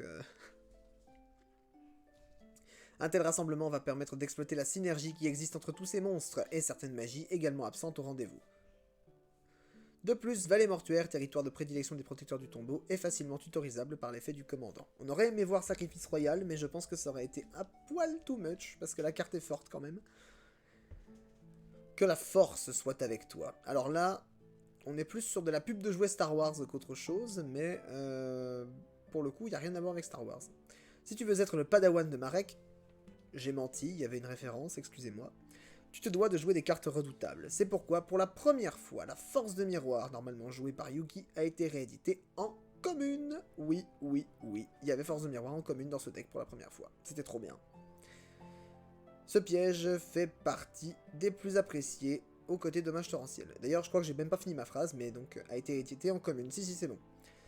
Il est capable de détruire tous les monstres attaquants de ton adversaire. Tu peux donc inverser le cours d'un duel d'un seul coup. Eh oui. Bien qu'estimé trop lent par les plus érudits, c'est vrai aussi. Et c'est une critique que la carte n'a pas volée, hein, pour le coup, parce que c'est vrai qu'il faut attendre toute une battle phase, enfin, jusqu'à la battle phase pour qu'elle soit réellement effective. Donc, même à l'époque, Force de Miroir, même si c'était très puissant, on pouvait s'en passer. Bien qu'estimé trop lent par les plus érudits, ce piège risque de revenir suite à la disparition de Violent Orage. On en parlera dans la banlist, évidemment. Il n'est pourtant pas l'unique force de ce deck, d'autres rééditions ont fait grande impression, comme Invitation des Ténèbres. C'était trop bien d'avoir Invitation des Ténèbres. Sa limitation à 2 puis 1 exemplaire, ainsi que sa réédition en super rare en promo de l'extension Rage des Guerriers, hein, bien sûr, ont fait chuter sa cote. Pourtant, cette carte ne fut pas si facile à dégoter, car elle est indispensable dans tous les jeux de ténèbres, aile noire, infernité, etc. Le deck de structure Marek corrige le tir, comme avec Force de Miroir, avec une réédition en commune. Même topo pour Golem de Lave et Roue du Cauchemar, spécialement conçu pour les fans de contrôle. Le Livre de la Lune, Sacrifice Inutile et Excavation de Pierres Magiques appartiennent aux cartes qu'on aime à avoir et à ravoir dans son classeur de jeu. C'est vrai. Bah de toute façon, Sacrifice Inutile, beaucoup trop forte comme carte. Beaucoup trop forte comme carte. On comprend que ce soit limité à 1, hein, franchement. Le Livre de la Lune, voilà. Hein. Est-ce que j'ai besoin de vous expliquer? Norman prend Kids, Livre de la Lune. Bon bah tu fais rien, allez. Et Excavation de Pierre Magique, un peu plus en retrait cette carte, mais pas forcément dénuée d'intérêt, dans la mesure où vous pouvez récupérer une magie de votre cimetière contre 2 cartes de votre main. Ça peut être rigolo, récupérer Monster Reborn, des choses comme ça. Je crois que Marek le fait principalement pour récupérer Monster Reborn, hein, d'ailleurs. En tout cas, dans le manga, dans son duel contre Yugi, c'est ce qu'il a fait. Combo des rois. Vous savez de quoi on va parler. Tout droit sorti d'un film d'horreur, Serket la bête mystique, donc bête mystique de Serket en français, en tout cas dans la traduction chez nous, n'est pas un insecte mutant ni une bête démoniaque, c'est un elfe. Contre toute attente et en totale opposition avec son apparence d'horrible scorpion, ce qui est vrai. D'après le premier flot d'informations, ce monstre ne réclame qu'un seul sacrifice avec 2500 points d'attaque à la clé. Ils seront utiles pour activer l'effet de la créature, retirer du jeu chaque monstre qu'elle dévore. C'est sympa ça, un petit truc appréciable. Ce repas lui octroie 500 points d'attaque supplémentaires. C'est perma et c'est cumulatif. Yes! Le talon d'Achille de la bête est l'autre nouveauté proposée par le, par le deck de structure Marek, le Temple des Rois. Effectivement, sans la présence de cette magie continue sur le terrain, Serket est détruit sans autre sommation. C'est pas un effet qui s'active, c'est un effet continu. Et encore, non, je crois que c'est juste une condition. Faudra que je regarde. Le Temple des Rois a une autre utilité que de maintenir la bête mythique en vie. Oula, qu'écris-je? Que dis-je? Il te permet d'activer les pièges au tour où ils sont posés. Tu peux ainsi contourner l'une des règles les plus contraignantes du jeu en transformant tes pièges en magie rapide. Ouais, c'est trop bien. Avant l'errata qui dit que tu peux le faire qu'une fois, par tour. C'est dommage. Apothéose, en envoyant ces 2 cartes au cimetière, tu peux invoquer spécialement n'importe quel monstre depuis ta main, ton deck et même depuis ton extra deck. Ouais. Les synchros vont apprécier cette combinaison, je te le fais pas dire. Ces 2 nouveautés, en ultra rare de surcroît, sont donc quasi indissociables. Que de surprises dans ce deck de structure qui a tout pour plaire. Marek n'est pas si méchant puisqu'il met à disposition de tous des cartes difficiles à trouver jusque-là. Mais il manque LE monstre essentiel pour recréer l'univers de Marek. Vous savez de qui je parle. Divine créature céleste, écoute mon appel funeste, laisse briller ta beauté de tout son éclat et aide-moi à vaincre dans ce combat. Éblouis les déserts de ta lumière astrale et porte à mon ennemi le coup fatal. Brise ta sphère et déchaîne tes immenses pouvoirs. Sur la terre résonnera notre cri de victoire. Gagner le jeu des ombres est ta mission, c'est pourquoi j'invoque ton glorieux nom, le dragon ailé de Ra. Voilà, c'est lui qui manque. Pas de panique, rappelle-toi qu'il est fourni dans la collection légendaire. Te voilà donc avec toutes les cartes en main pour vaincre le pharaon et conquérir la terre. Oui, bon, voilà, petit truc à la dragon blanc, évidemment. Et alors là, je suis désolé parce que c'est ridicule, mais c'est ridicule. Une page. Pas une double page, une page seulement, pour parler de la collection légendaire. Alors, je veux bien que le produit ait pas énormément de choses à dire, mais quand même, quoi, vous pourriez broder un peu. Parlons de la collection légendaire, donc, puisque c'est dans la continuité. La série animée de Yu-Gi-Oh! Souffle ses 10 bougies d'anniversaire cette année. Rendez-vous compte, 10 bougies en 2010, ça veut dire 20 bougies en 2020. 20 bougies en 2020, donc 22 ans cette année, Yu-Gi-Oh! Ou alors ils sont en retard, parce que je crois que Yu-Gi-Oh! Au Japon c'est 96 et ça doit être 98 ou 99 chez nous, hein, donc il me semble qu'ils ont un peu de retard. Pour cette occasion, Konami a décidé de jouer la carte de la nostalgie pour rendre hommage à son plus grand héros. Ainsi, pour la première fois en France, sont réunis les 3 dieux égyptiens, avec à leur côté les premières extensions du JCC dans un seul et unique coffret. Les 3 divinités, Obélisque, Slifer et Ra, sont les 3 monstres présumés les plus puissants de la création. Tellement puissants qu'ils n'ont jamais été autorisés en tournoi. De toute manière, ce serait impossible étant donné que leurs véritables effets ne sont connus qu'au travers du dessin animé. Et il ne s'agit pas de monstres à effet standard. Ça, je te le fais pas dire. Dans l'animé, c'est pas des monstres à effet standard. Ces monstres feront la joie des plus jeunes et des collectionneurs. Jusque-là, ils n'étaient disponibles que sur les autres continents, offerts comme carte promotionnelle. Mais, je le répète, ce ne sont pas des monstres qui peuvent être joués en duel, sauf pour le fun, entre amis. Oui. Nostalgie. La collection légendaire t'offre un sacré retour dans le passé, avec 3 des premières extensions qui ont lancé le jeu en France. 2002-2003, ça commence à dater, hein, surtout maintenant à la lumière de l'année 2022. LDD, donc Légende du Dragon Blanc aux yeux bleus, MRD, donc Metal Raiders, Explosion. Salut Eliania, comment vas-tu? J'espère que ça va. On parlait... Alors, c'est bien, t'as évité le couplet sur les ailes noires, du coup. Donc, normalement, on parle plus de BTL pour cette édition, sois heureux. Ah va, parfait. Donc, LDD, Légende du Dragon Blanc aux yeux bleus, MRD, donc ça doit être Metal Raiders, et puis SDP, ou PSV en anglais, Pharaonic Servant, donc le serviteur du pharaon. Des séries de plus de 100 cartes. Tu remarqueras que l'on passe directement de Metal Raiders à serviteur du pharaon, et ce n'est pas plus mal, car tu auras peut-être la chance d'avoir Jinzo. Monstre fétiche. C'est un hommage aux héros, il est donc logique de trouver leurs monstres dans ce pack. Ainsi, les cartes favorites de Yugi Muto, Seto Kaiba et Joey Wheeler ont été éditées avec des visuels alternatifs. Même si on ne compte plus le nombre de fois où ils ont été réédités, cette fois-ci les célèbres Dragon Blanc aux yeux bleus, Dragon Noir aux yeux rouges et Magicien sombre te sont offerts. Petit bémol, ce magnifique coffret égyptien n'est disponible qu'en anglais. Tant pis. Donc attends-toi à avoir les cartes promo et les boosters dans la langue de Shakespeare. Carte unique, réédition antique, coffret magique, du bonheur pour les fans de cartes à collectionner pour un prix dérisoire. Donc environ 25 € si vous vous souvenez de ce qu'on a dit dans la FAQ. Nous sommes en avril. Nous sommes... je vais pas dire en guerre, pour paraphraser notre candidat qualifié au second tour et président sortant Emmanuel Macron. Mais nous sommes en avril, nous sommes donc en période où une banlist peut tomber. Et ça tombe bien puisqu'on va parler de banlist, on va parler de la banlist de septembre 2010, s'il vous plaît, et on est donc parti. Les limitations sont toujours accompagnées de cris, qu'ils soient de joie pour certains ou de désespoir pour d'autres. La banlist est l'occasion de remettre les compteurs à zéro, et la dernière en date fait mal. Quel jeu en souffre le plus? Quel deck ressort vainqueur? Beaucoup de changements en quelques cartes seulement. Petit méta rappel avant, hein. Rappel de la méta.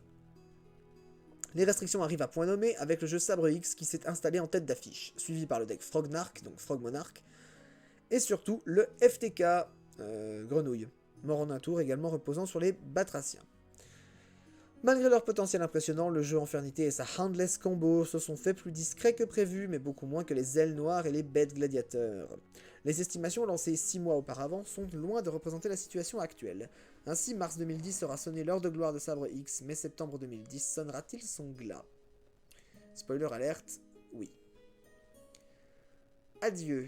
Enfin, encore que non, on a vu que Sabre X s'était imposé sans chasse-sauveteur, donc...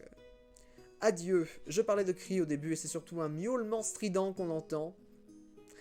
J'aime beaucoup. J'aime beaucoup. Konami a enfin décidé d'enfermer le chasse-sauveteur au placard au détriment de Sabre X. Mais pourquoi l'interdiction d'une seule carte sur 40 mettrait-elle en péril les Sabre X après tout? Il faut savoir que le Miaou casqué, tutorisable par prêtre invocateur, sarcophage doré et Sangan, était capable d'aller chercher 2 Sabre X d'un coup, Herbel et âme sombre. Ainsi tu pouvais par exemple avoir un synchro de niveau 6 et faire du +1 à la fin du tour grâce à l'effet d'âme sombre. Donc sans chasse-sauveteur, le jeu perd en rapidité et en férocité. Si les sabres X sont touchés, d'autres jeux ont également été annihilés par les restrictions. C'est le cas du FTK qui reposait sur les grenouilles et sur le canon Newton. Le principe était d'envoyer un maximum de ces monstres amphibies au cimetière par l'intermédiaire de la grenouille de permutation. C'est ce maillon qui a été brisé puisque la grenouille vient d'être interdite alors qu'elle n'était pas du tout limitée. Elle est passée de la case 3 à 0. On n'a pas compris comment ni pourquoi. De même, le jeu Frog Monarch s'en trouve également ralenti. La plus grande surprise est la disparition de 2 magies aussi anciennes qu'indispensables. Nous ne verrons donc plus Violent Orage et Contrôle Cérébral, tous deux longtemps limités à un exemplaire. Violent Orage pourrait revenir aujourd'hui, hein. Faites pas les cons, hein. Vous avez vu que Plumeau de Damarpi, c'est complètement une fer. Violent Orage le sera peut-être un peu moins. La première est l'anti-MP par excellence. Tous les duellistes vont pouvoir désormais poser plusieurs magies et pièges sur leur terrain sans craindre de les voir toutes disparaître d'un seul coup. Méfiance, Dragon Rose Noir et Dragon du Jugement ne sont pas loin quand même. Moi je sens Anaconda à la prochaine. En vrai, ça pue du cul pour lui, hein. Ça pue du cul pour Anaconda. Je vais pas mentir. Assez déçu pour Prédaplante, mais ça pue du cul pour Anaconda. Successeur du vol à l'arraché, Contrôle Cérébral était surnommé le voleur de partie à juste titre. En effet, cette magie avait le don d'inverser brutalement le cours d'une partie. Désormais, il va presque falloir compter sans la chance pour gagner. Voleur de partie, oui. Dans un sens, oui, parce que Contrôle Cérébral avant l'errata, c'est pour 800 points de vie, vous prenez le contrôle d'un monstre adverse, n'importe lequel, hein, pas forcément un monstre qui est invocable normalement ou posable normalement, et vous en faites ce que vous voulez.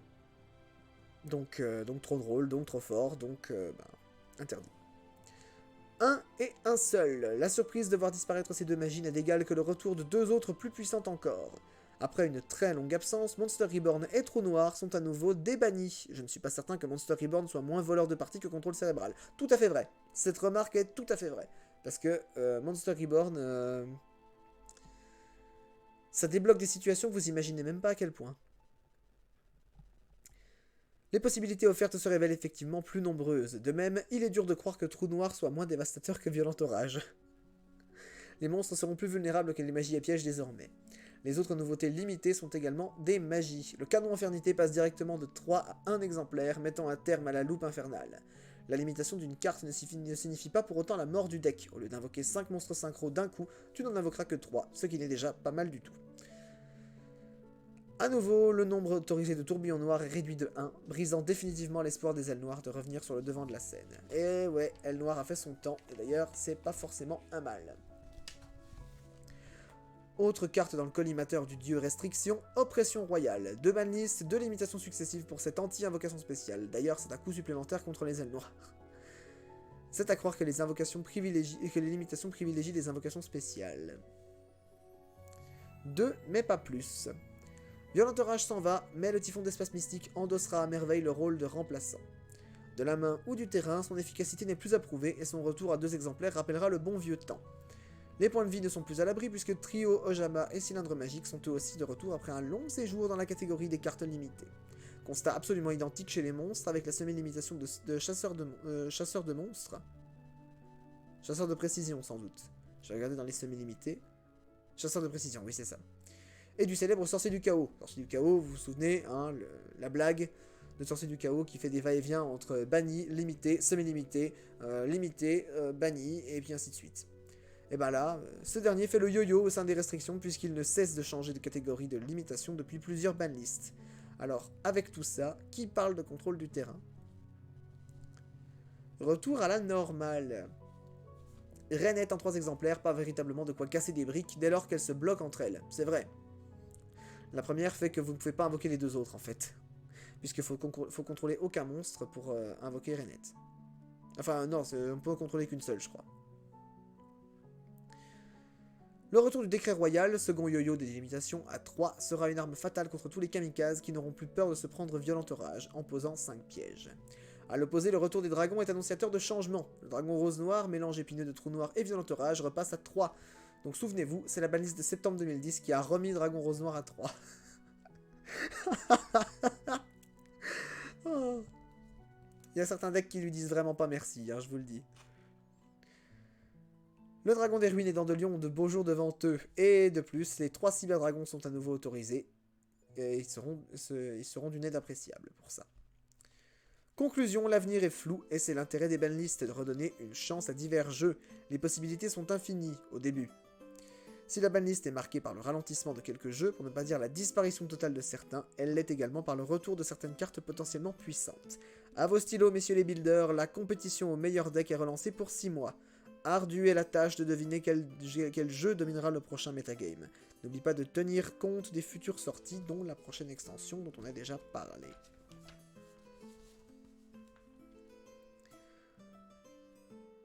Ah, ben voilà. C'est ça qu'on aime chez nous. Les dragons. Les dragons, messieurs, dames. La fureur des dragons. Oui, oui, oui. Dès le début de Yu-Gi-Oh!, les dragons sont devenus des symboles sur plusieurs aspects. Dans les différentes séries, il y a toujours un personnage ou deux qui les utilise. Dans le jeu de cartes, il est très rare qu'une extension n'en contienne aucun. Il n'y en a aucune, hein. Ne soyons pas aveugles, aucune extension ne comporte aucun dragon. Alors peut-être les extensions entre guillemets annexes, comme par exemple, j'ai pas souvenir qu'il y en ait eu dans les Sauveurs des Ténèbres, par exemple, l'extension avec les vampires, les Sky Strikers, et puis c'était quoi le troisième archétype de Daza déjà? Merce Fourrure. Bah il y avait un dragon puisqu'il y avait Rafale. Donc ouais non, il n'y a pas d'extension sans dragon. Permettez, je me désaltère.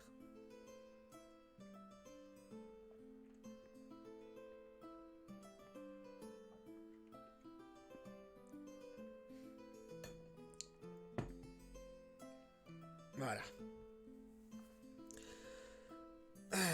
Du coup, disais-je. L'un d'eux a même donné son nom à un fameux magazine, qui l'eût cru. Oh là là, dragon blanc, vous êtes tellement spirituel. Puissance incarnée. Les dragons forment la classe de monstres la plus simple à jouer en monotype. Ah bah, un deck monodragon, c'est extrêmement facile à jouer, même pour l'époque. Hein. Franchement, c'est très très facile. Il faut dire qu'ils sont assez peu disposés à accepter d'autres types avec eux. Pour l'époque peut-être. Si cela ne leur donne pas plus de puissance. Seigneur des dés étant une des rares exceptions, et encore.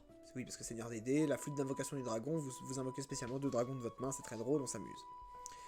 Et même entre eux, la cohabitation est parfois difficile. Ainsi, Dragon Tyran, le bien nommé, n'accepte de ressusciter que si on lui sacrifie un autre dragon. Les dragons de niveau élevé sont souvent difficiles à invoquer, mais les sacrifices accordés pour les avoir en jeu sont vite récompensés par leur effet dévastateur. Les dragons sont avant tout des prédateurs, cela se ressent dans la moyenne de leurs statistiques avec leur niveau élevé et une attaque souvent assortie. En clair, si tu joues un deck dragon, tu dois concentrer tes efforts sur la battle phase. Les plus gros dragons sont en effet des brutes de combat, à l'image de la fusion 5-Headed Dragon, donc dragon à 5 têtes. J'ai dit 5-Headed alors que ce serait plutôt 5-Headed. Et de ces impressionnants 5000 points d'attaque. C'est vrai qu'à l'heure actuelle, des monstres à 5000, je crois qu'il n'y en a pas beaucoup. Hein. On a Flèche Rocket Express, Dystopie le Déprimé, il doit y avoir Chevalier Maître du Dragon, Dragon à 5 têtes. C'est les seuls qui me viennent là comme ça, mais 5000 d'attaque imprimés sur une carte, c'est pas souvent. L'aggro est pourtant loin d'être leur seul moyen de vaincre. D'autant plus que depuis 2 ans, les decks dragons ne cessent de monter en puissance, surtout depuis qu'un grand dragon noir a décidé de prendre les choses en main. Vous savez de qui je parle, vous savez de qui je parle puisque c'est le monstre à jouer dans tous les decks dragons. Je ne parle pas de Dragon Armée des Ténèbres, bien sûr, je parle d'un monstre un peu plus passe-partout. Red Eyes, le dragon ultime. Dragon sombre, métallique, aux yeux rouges. Derrière ce nom à rallonge se cache le pilier de tout deck dragon actuel, sans lequel il est impossible d'espérer faire du résultat. Son niveau 10 n'est pas le plus surprenant, ce sont ses effets qui le rendent supérieur à tous ses collègues. D'abord, il peut s'invoquer spécialement en retirant de la partie un dragon face visible sur ton terrain, ce qui ne l'empêche pas d'être invoqué normalement avec 2 sacrifices, ou spécialement par tout autre moyen autorisé. C'est vrai. Sa seconde capacité est encore meilleure. Une fois par tour, tu as le droit d'invoquer spécialement de ta main ou de ton cimetière un monstre dragon de ton choix, hormis une copie de lui-même ou un dragon qui demande certaines conditions. Impossible par exemple de ressusciter Dragon Armée des Ténèbres. Il est plus intéressant de choisir un dragon du cimetière pour générer du card advantage grâce à cet effet de Monster Reborn gratuit. Ajoutons qu'en tant que monstre aux yeux rouges, il est réinvocable du cimetière grâce à Vouivre aux yeux rouges qui, en tant que monstre dragon, est parfaitement adapté au deck.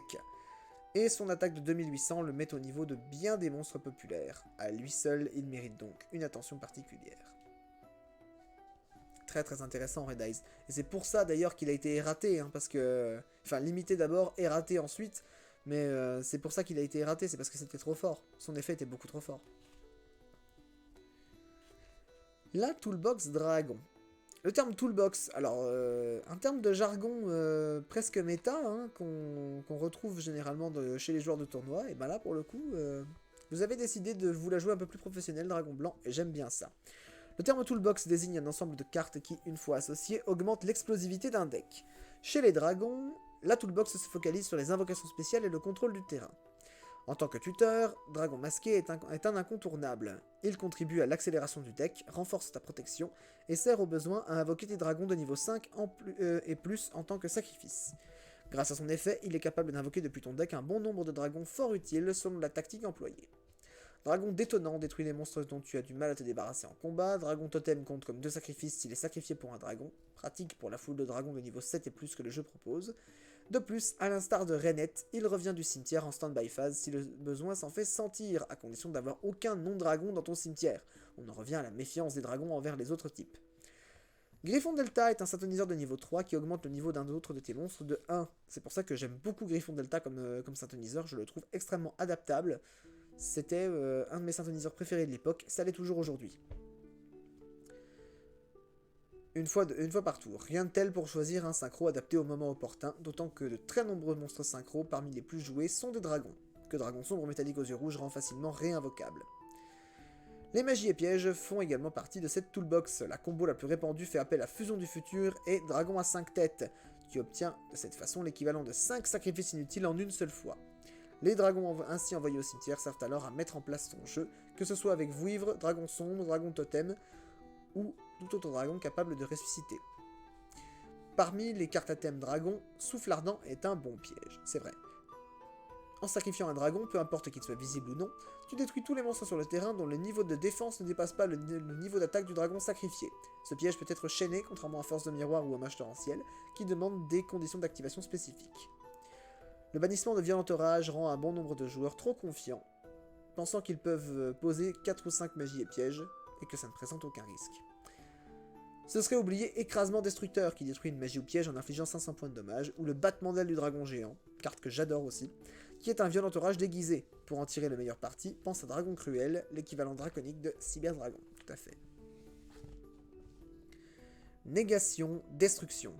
La négation est une spécialité typique des dragons et s'applique à de nombreux cas. Horus est un des exemples les plus marquants. Le niveau 4 refuse de changer de contrôleur, le niveau 6 refuse d'être affecté par les magies, et le niveau 8 refuse tout simplement que l'adversaire active des magies sans son autorisation. C'est tellement bien résumé. C'est tellement bien résumé, j'adore. Oh, je suis trop fan. C'est des refus à chaque fois. Donc Horus, le Horus LV4, le contrôleur de cette carte ne peut pas changer. Horus LV6, annuler tous les effets de magie qui ciblent cette carte.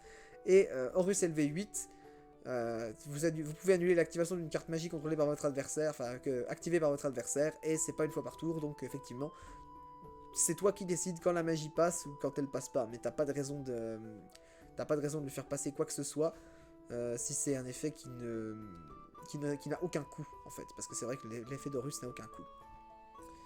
Dans le même genre, Dragon Tyran interdit à quiconque de le cibler avec des pièges, Dragon Blizzard empêche un monstre adverse d'attaquer pendant un tour, Dragon de la Lumière et des Ténèbres annule tout ce qu'il peut jusqu'à épuisement, c'est vrai.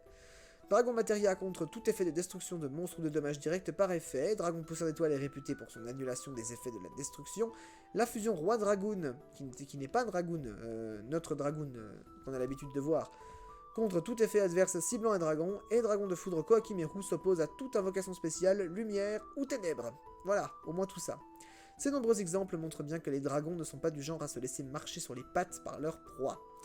La destruction n'est pas non plus étrangère aux dragons. On l'a vu plus haut avec les cartes magie et pièges, Dragon Armé des Ténèbres et Dragon du Jugement se sont rendus tristement célèbres pour leur effet de destruction dans des decks qui ont vu les sommets des tournois. Dragon Rose Noir, Dragon de la Catastrophe Infernité, Dragon Rouge Arc Démon, Dragon de Ferraille, Dragon Ailé Seigneur des Explosions sont autant de synchro dragons qui aiment tout casser sur leur passage. Particulièrement Dragon Rose Noir, je vais dire, hein, parce que... À ce propos, surveille bien les sorties promotionnelles car le Dark End Dragon, récompense de nombreux tournois mondiaux, est bientôt disponible pour tous. On trouve également des dragons dotés d'autres effets comme le perce-défense, la pioche ou les dommages directs, en moindre nombre cependant. Les Dragonities. Alors Dragonities, c'est des dragons et des BTL, donc il n'y a pas que ça. Terminons ce dossier avec quelques infos sorties. Je les ai évoqués brièvement dans le dossier BTL du numéro 26, les Dragonities regroupent des dragons et des BTL autour d'une stratégie nouvelle liée au monstre équipement. Chaque dragon est un synthoniseur capable de s'équiper à un dragonité pour déclencher certains pouvoirs. On en sait un peu plus depuis le début de l'automne. Les dragonités vont apparaître chez nous dans l'extension Star Strike Blast et le pack Arsenal Mystérieux 3 avant la fin de l'année. Les japonais disposent déjà d'un deck de structure consacré aux dragonités, mais qui, hélas, ne devrait pas atterrir chez nous. C'est faux, il est sorti et il s'appelait Légion Dragonité. Comme la carte piège du même nom, qui est d'ailleurs un hommage que j'aime beaucoup. On espère donc que les cartes exclusives comme Levatain, Aklis ou Dragon Canyon, donc Ravin des Dragons, ainsi que les synchro Dragonity Knights comme...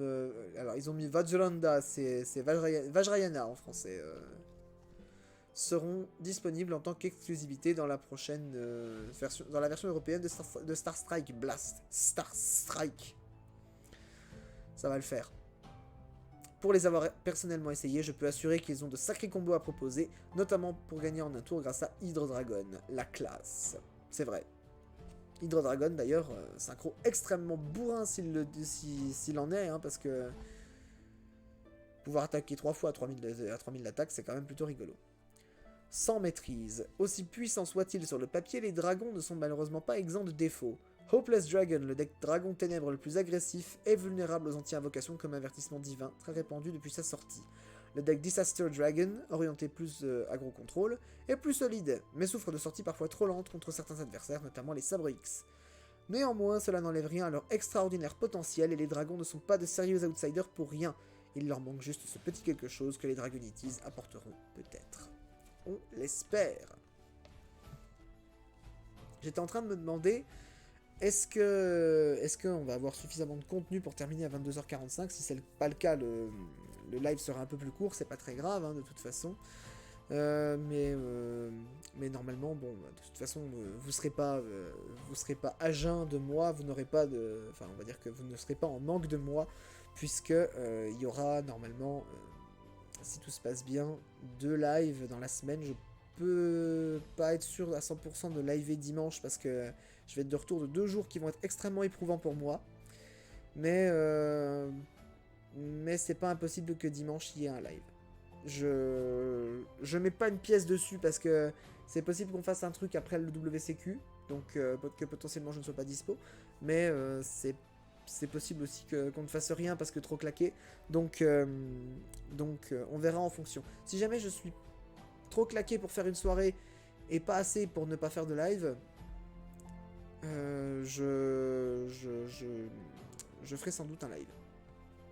Et donc selon ce qu'on aura fait vendredi soir, ça sera soit une ouverture de display Battle of Chaos, soit une construction de deck à base, même si je vous avoue que je vais peut-être commencer par la construction de deck à base parce que si je dois composer un deck avec un cerveau lessivé d'une journée de tournoi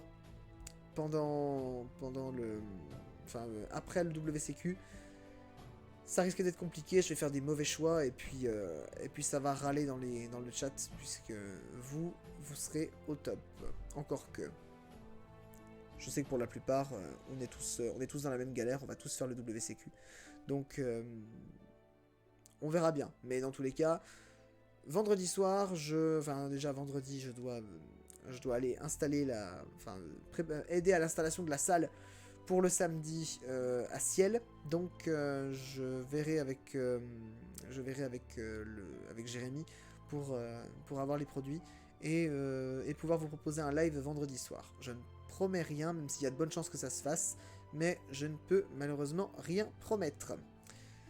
D'ailleurs, bien étonnant que Jérémy ne soit pas en live, chez nous, qu'il ne soit pas venu passer une tête. On verra bien, de toute façon, la soirée n'est pas finie. Je reprends la lecture de mon magazine, puisqu'on est plus ou moins là pour ça, avec l'analyse d'un deck méta à l'époque, le Light Beatdown, qui est donc pas si light que ça. C'est rigolo, parce que ça joue sur le double sens de light qui signifie à la fois lumière et léger.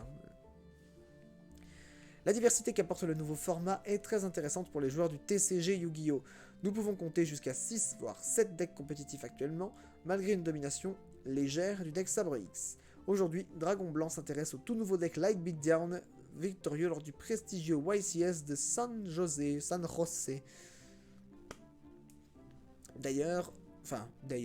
D'abord, on va commencer par s'intéresser à ce que c'est exactement que ce deck, Light Beatdown Kezako.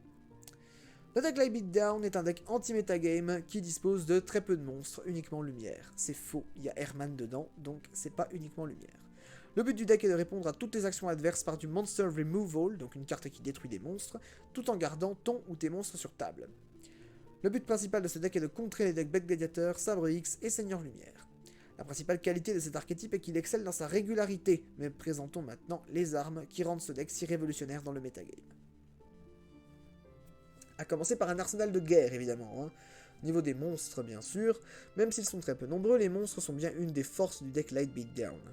Commençons par le plus important, Herman, héros élémentaire. Donc comme je vous l'avais dit, pas que des lumières, puisqu'Herman est vent. Ce célèbre héros est une fois de plus de retour, mais cette fois-ci pour tutoriser un monstre qu'on n'a pratiquement jamais vu dans le metagame, Nouveau Neos, héros élémentaire. Neos Alius en anglais. Ce dernier est un monstre Gémeaux, lumière, avec une attaque de 1900. Bon cogneur pour un monstre de niveau 4. Ce dernier est la pièce essentielle du deck, puisque beaucoup de ressources magie et pièges tournent autour de lui. Bon, tu parles, il y en a 2 qui sont joués en 3 exemplaires chacun, encore que c'est Explosion héroïque et Tempête d'électricité Gémeaux. Les autres monstres du deck sont, eux, choisis par rapport au deck que l'archétype veut battre. Rayo, le roi du tonnerre, est par conséquent le premier choix indispensable, à la fois lumière et puissant. C'est vrai, 1009 d'attaque pour un niveau 4, c'est absolument correct encore aujourd'hui. Il est l'option parfaite contre les decks Sabre X et Bête Gladiateur. Son effet est également très intéressant. Tant qu'il est sur le terrain, aucun des deux joueurs ne peut ajouter de cartes depuis son deck à sa main, excepté en les piochant. Tant qu'il est sur le terrain, excepté en les piochant. Raio bénéficie également d'un second effet, puisque tu peux le sacrifier afin d'annuler une invocation spéciale de ton adversaire. Alors je crois pas que ça soit un sacrifice, mais plutôt un envoi au cimetière, mais on chipote. Le second monstre du deck est le Cyberdragon. Sa présence dans le deck est justifiée par son attribut et ses 2100 points d'attaque, ce qui le rend vraiment intéressant dans cette stratégie.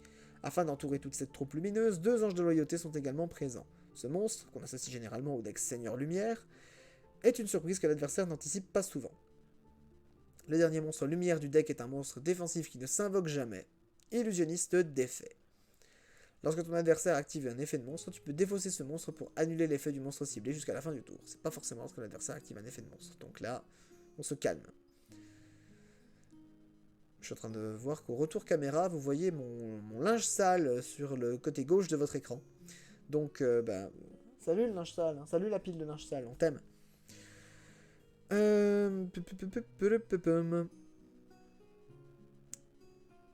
Afin d'ajouter à la régularité de la régularité à la stratégie anti-metagame, le Cavalier Squelette d'Excalibur, célèbre monstre lumière d'Excalibur, bien sûr. Non, c'est un monstre ténèbres. Est également indispensable dans ce deck malgré son attribut ténèbres. Voilà. Lorsqu'un effet de monstre est activé, ce monstre se sacrifie afin d'annuler cet effet et de détruire le monstre. Note que ça marche, c'est un effet obligatoire qui s'active aussi lorsque vous activez vos effets de monstre et donc vous annulez votre propre effet et vous perdez forcément 2 monstres. Le monstre détruit par l'effet de d'Excalibur et d'Excalibur lui-même puisqu'il se sacrifie en coup pour activer son effet.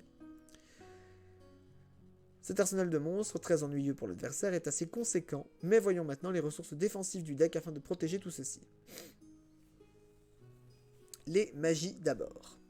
Dans un format où paralysateur de piège est utilisé par tous les decks, le maximum de magie rapide défensive est conseillé dans les decks. On commence par 3 livres de la lune, indispensables pour éviter des cartes comme Yunlei, Sabre XX, mais l'avantage du deck Light Beatdown est qu'il est le seul à disposer d'une magie rapide, très utile dans cette situation, Tempête d'électricité Gémeaux. En sacrifiant un monstre Gémeaux, je crois que c'est Gémeaux de niveau 4 d'ailleurs, tu peux détruire une carte sur le terrain et piocher une carte depuis ton deck. Il te suffit donc de sacrifier de nouveau Néos héros élémentaire afin d'utiliser cette ressource très puissante. Afin d'avoir les guerriers rapidement, renfort de l'armée et appel de détresse sont obligatoires. Comme des ébigards, c'est obligatoire! C'est con que j'ai pas plus d'amplitude pour faire ça parce que si j'étais seul, j'aurais crié un peu plus et ça aurait eu un peu plus de cachet cette imitation si vous voulez. Là c'est plus dans le phrasé, que dans le ton de la voix. C'est obligatoire. Le pot de dualité est également utilisé en triple exemplaire dans cet archétype. Le malus du pot, empêchant l'invocation spéciale, est loin de désavantager le deck qui ne fait que des invocations normales. Ajoutons à cela les staples du format, Trou Noir, Monster Reborn et Typhon d'Espace Mystique en 2 exemplaires, et nous obtenons une line-up de magie plutôt optimale afin de répondre aux différents decks du metagame. Piège enfin, parce qu'on va quand même voir les pièges, c'est une partie importante du deck. En tant qu'anti-metagame qui se respecte, ce deck oblige à jouer un nombre important de pièges. C'est pourquoi Prison Dimensionnelle, Trappe sans fond et Avertissement Divin sont joués en 2 ou 3 exemplaires. Ce dernier est le piège le plus puissant des 3. En payant 2000 points de vie, tu peux annuler une invocation ou une carte dont l'effet est d'invoquer spécialement un ou plusieurs monstres sur le terrain. En plus de toutes ces ressources défensives, on ajoute Explosion Héroïque. Ce piège permet de sélectionner un monstre normal héros et de l'ajouter à ta main. Ensuite, on peut détruire un monstre sur le terrain avec moins d'attaque que le monstre sélectionné. Le but est de sélectionner Nouveau Néos, un Gémeaux étant considéré comme un monstre normal en dehors du terrain. Oui, sauf dans le deck et la main. Et détruire un monstre important de l'adversaire comme un synthoniseur par exemple, puisque bon, 1009 d'attaque, des synthoniseurs à 1009 d'attaque ou moins, à plus de 1009 d'attaque, pardon, c'était pas monnaie courante à l'époque. Comme tu peux le voir, ce deck est très bien équilibré entre les moteurs de pioche, les monster removal de masse et les monstres. Gameplay. Alors, il y a ça de texte sur gameplay, donc c'est rachitique, c'est pour vous dire à quel point le deck se pilote tout seul. Le gameplay de cet archétype n'est pas compliqué. Avec l'absence de violent orage depuis le 1er septembre, tu peux te permettre de poser le maximum de ressources magie piège dès que tu le peux. Cela empêchera ton adversaire de prendre des risques puisqu'il pensera souvent au pire, une simple force de miroir ou un hommage torrentiel par exemple. L'important est de toujours avoir le contrôle du terrain car le deck Light Beatdown, une fois débordé, revient très lentement ou pas du tout. A toi d'utiliser tes ressources au mieux afin de rendre l'adversaire inoffensif rapidement. Conclusion, le deck Light Beatdown est certainement le plus original de ce début de format. Utilisant des cartes que beaucoup de joueurs pensaient inutiles, ce deck est très agréable à jouer et change de la monotonie des decks Sabre X ou Bête Pédiateur que l'on supporte depuis quelques mois ou quelques années. Alors, là, on est sur du Magic, je ne pense pas que ça vous intéresse. Ensuite, on a du Wakfu, je ne pense pas que ça vous intéresse non plus, puisqu'on est ici pour parler de Yugi. Ça, c'est les decks, des joueurs, enfin des joueurs, de ceux qui proposent leur deck pour se faire améliorer, donc c'est pas très intéressant. Les decks, franchement, c'est pas très intéressant de commenter des decks. Alors, Quick Draw, c'est rigolo. À pitcher comme idée. En fait, l'idée du deck Quick Draw, elle est toute simple. Vous connaissez le combo, puisqu'on en a déjà parlé. Vous défaussez Dent de Lion avec l'effet de Hors-Loi Synchronique pour l'invoquer spécialement. Vous invoquez spécialement 2 jetons avec l'effet de Dent de Lion. Faites une synchro 6, vous faites Guerrier Foreur. Vous défaussez une carte avec Guerrier Foreur pour le bannir. Et prochain tour, vous récupérez un monstre de votre cimetière et votre Guerrier Foreur qui revient. Et vous faites ça à l'infini, vous avez des ressources très très difficilement épuisables. C'est littéralement tout le sel du deck, avec des trucs comme Dragon des Ruines en plus pour ramener Dent de Lion du cimetière, faire des synchros, comme par exemple Dragon Rose Noir, ou Dragon Poussière d'étoile avec un jeton plus Dent de Lion, c'est un peu toute l'idée du Quick Draw. C'est un deck qui est très agréable à jouer, je sais de quoi je cause. Je joue synchronique, donc je sais de quoi je cause. Le gameplay n'est pas forcément le plus facile à prendre en main, mais une fois qu'on a le combo de base, en fait, c'est pas très compliqué à jouer. Puis surtout que bon, vous n'avez pas fait votre invocation normale quand vous avez fait votre guerrier foreur, donc c'est très très fort. Les decks dragons, aussi, il y a peut-être le deck dragon hybride OTK qui est rigolo. Vous assemblez un maximum de monstres avec des étoiles, un niveau élevé. Vous en défaussez 3 pour invoquer votre dragon hybride et il gagne 300 d'attaque pour chaque niveau des monstres défaussés pour l'invoquer par cet effet. Donc là, typiquement, il y a Dragon Arc-en-Ciel des Ténèbres, Obélisque, Gandora, le dragon de la destruction, il y a Horus, le dragon des Ténèbres, enfin il y a des monstres qu'on voit jamais.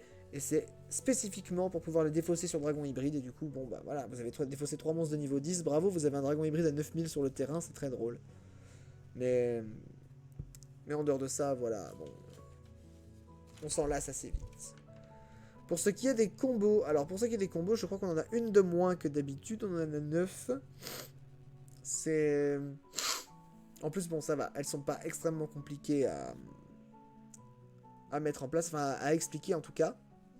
Par exemple, Super Méga Agile Hamster plus âme sombre, c'est pas compliqué à expliquer. Le flip de Super Méga Agile Hamster vous permet d'invoquer spécialement un monstre bête de niveau 3 ou moins depuis votre deck en position de défense face verso.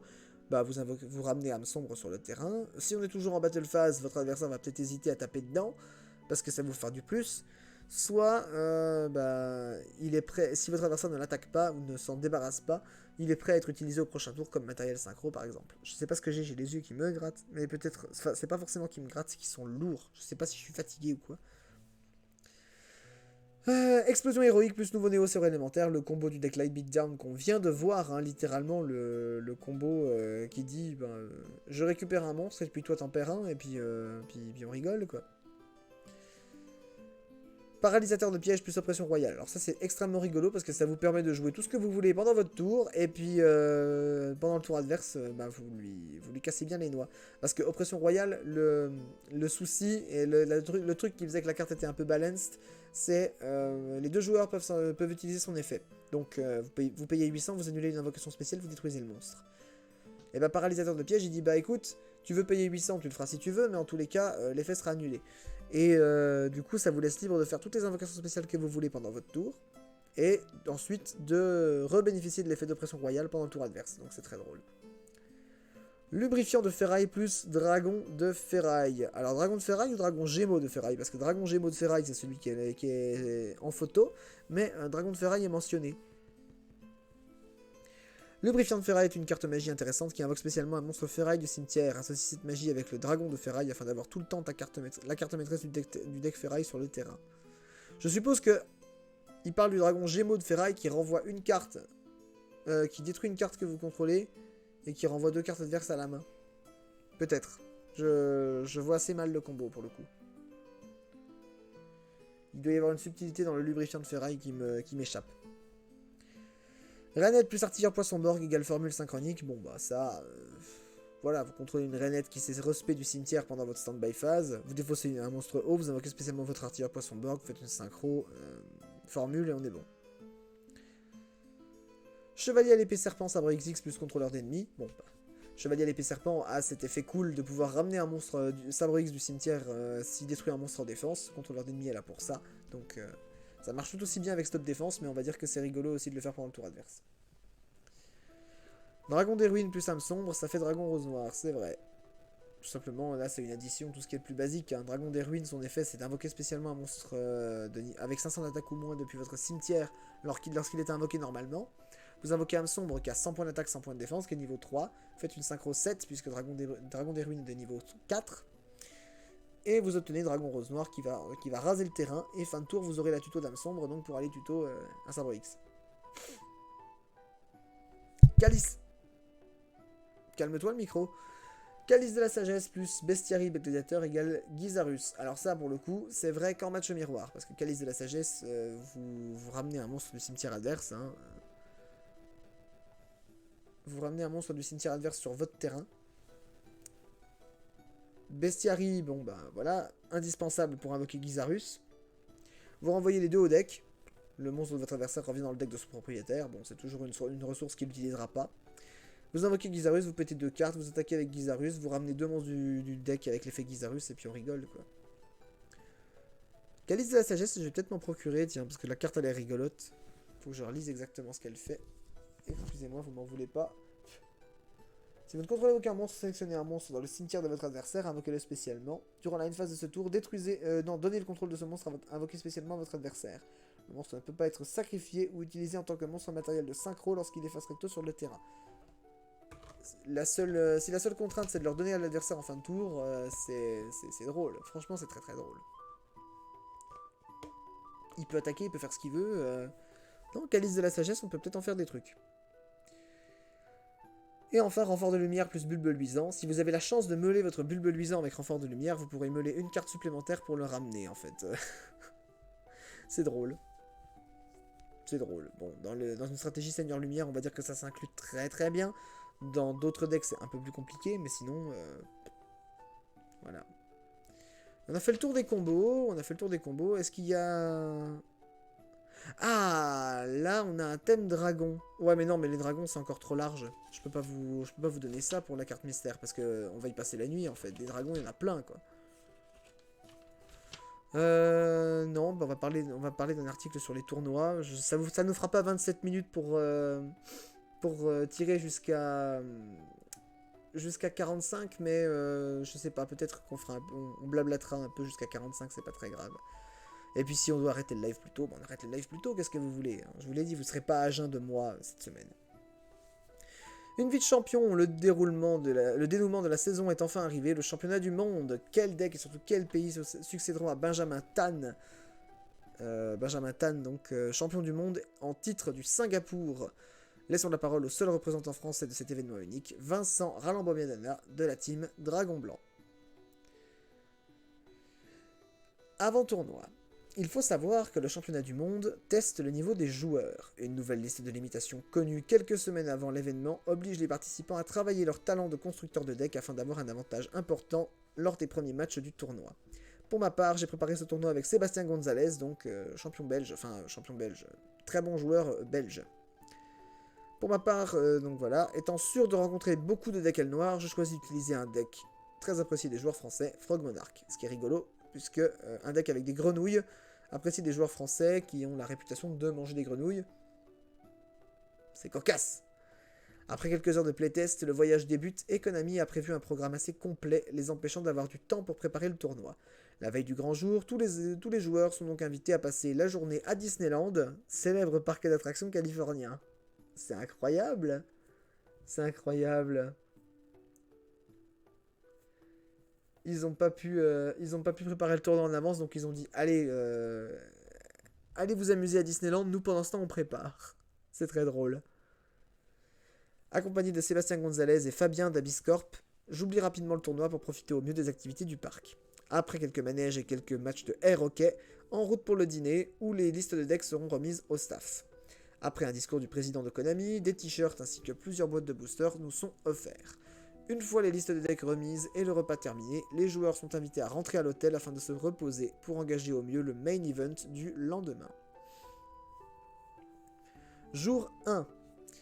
Le premier jour de jeu est le plus important. Greg Abbey, qui incarne la voix de Yusei dans Yu-Gi-Oh 5D, alors en anglais, parce qu'en français c'est Alexandre Crépet, vous saurez, qui fête son anniversaire aujourd'hui d'ailleurs, puisqu'on en parle, donc joyeux anniversaire à lui. Je sais qu'il ne regarde pas, mais voilà, ça me va droit au cœur. Et j'espère que ça ira droit au sien également. Donc, annonce les prix décernés au top 4 du tournoi, ainsi que le nombre de rondes. Le main event TCG disposera donc d'une ronde de plus que le main event DS. Alors, il y avait 5 rondes au TCG, et contre 4 au main event DS. Alors, pour un championnat du monde, 5 rondes, c'est quand même relativement peu. Le main event TCG est évidemment le plus serré. Quel deck allait ressortir du lot ? La réponse nous est rapidement donnée après les 5 rondes de jeu.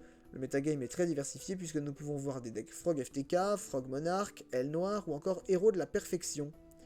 Pour ma part, je m'en tire plutôt bien puisque je termine second à l'issue des rondes suisses. Je me qualifie donc pour le top 8 à un match de pouvoir remporter une des cartes très rares offertes par Konami. Le top 8 sur DS est également très diversifié puisqu'il y a des decks anti-metagame, Quick Draw et surtout Aile Noire. Encore Aile Noire ? Côté européen, c'est un bilan plus que moyen puisque seul Stephen Sluis se qualifie pour le top 8 dans le main event TCG. Nous sommes par contre 4 encore en course pour le titre de championnat du monde sur DS. Jour 2, phase finale. La phase finale débute très tôt, vers 10h du matin. Les quarts de finale sont les quarts de finale des deux événements sont les matchs où les joueurs ont le plus de pression, puisque cette étape décide de quels joueurs repartiront avec un trophée et une carte promotionnelle. Mais surprise dans le tournoi DS, puisque nos amis japonais, avec 4 représentants dans le top 8, ont profité de la pause nocturne pour modifier le classement, ainsi que 2 joueurs japonais, afin que 2 joueurs japonais ne se rencontrent pas en quart de finale.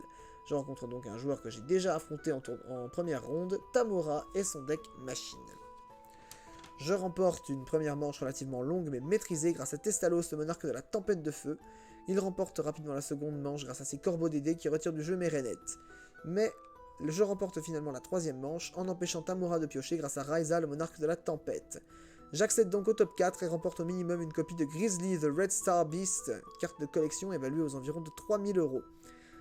Le top 4 est donc constitué de César Gonzalez, donc des USA avec un deck Quick Draw, Shibata Naoki du Japon avec un deck L noir, Arturo Oviedo d'Espagne avec un deck anti-méta, et Vincent Ralambemiadana, évidemment, Vincent Ralambemiadana, voilà, on va le dire quand même correctement, avec un deck Frog Monarch et représentant la France. Je rencontre ensuite le champion national japonais en feature match. Les feature match sont des duels retransmis sur écran géant pour que le public puisse également profiter de l'action en temps réel.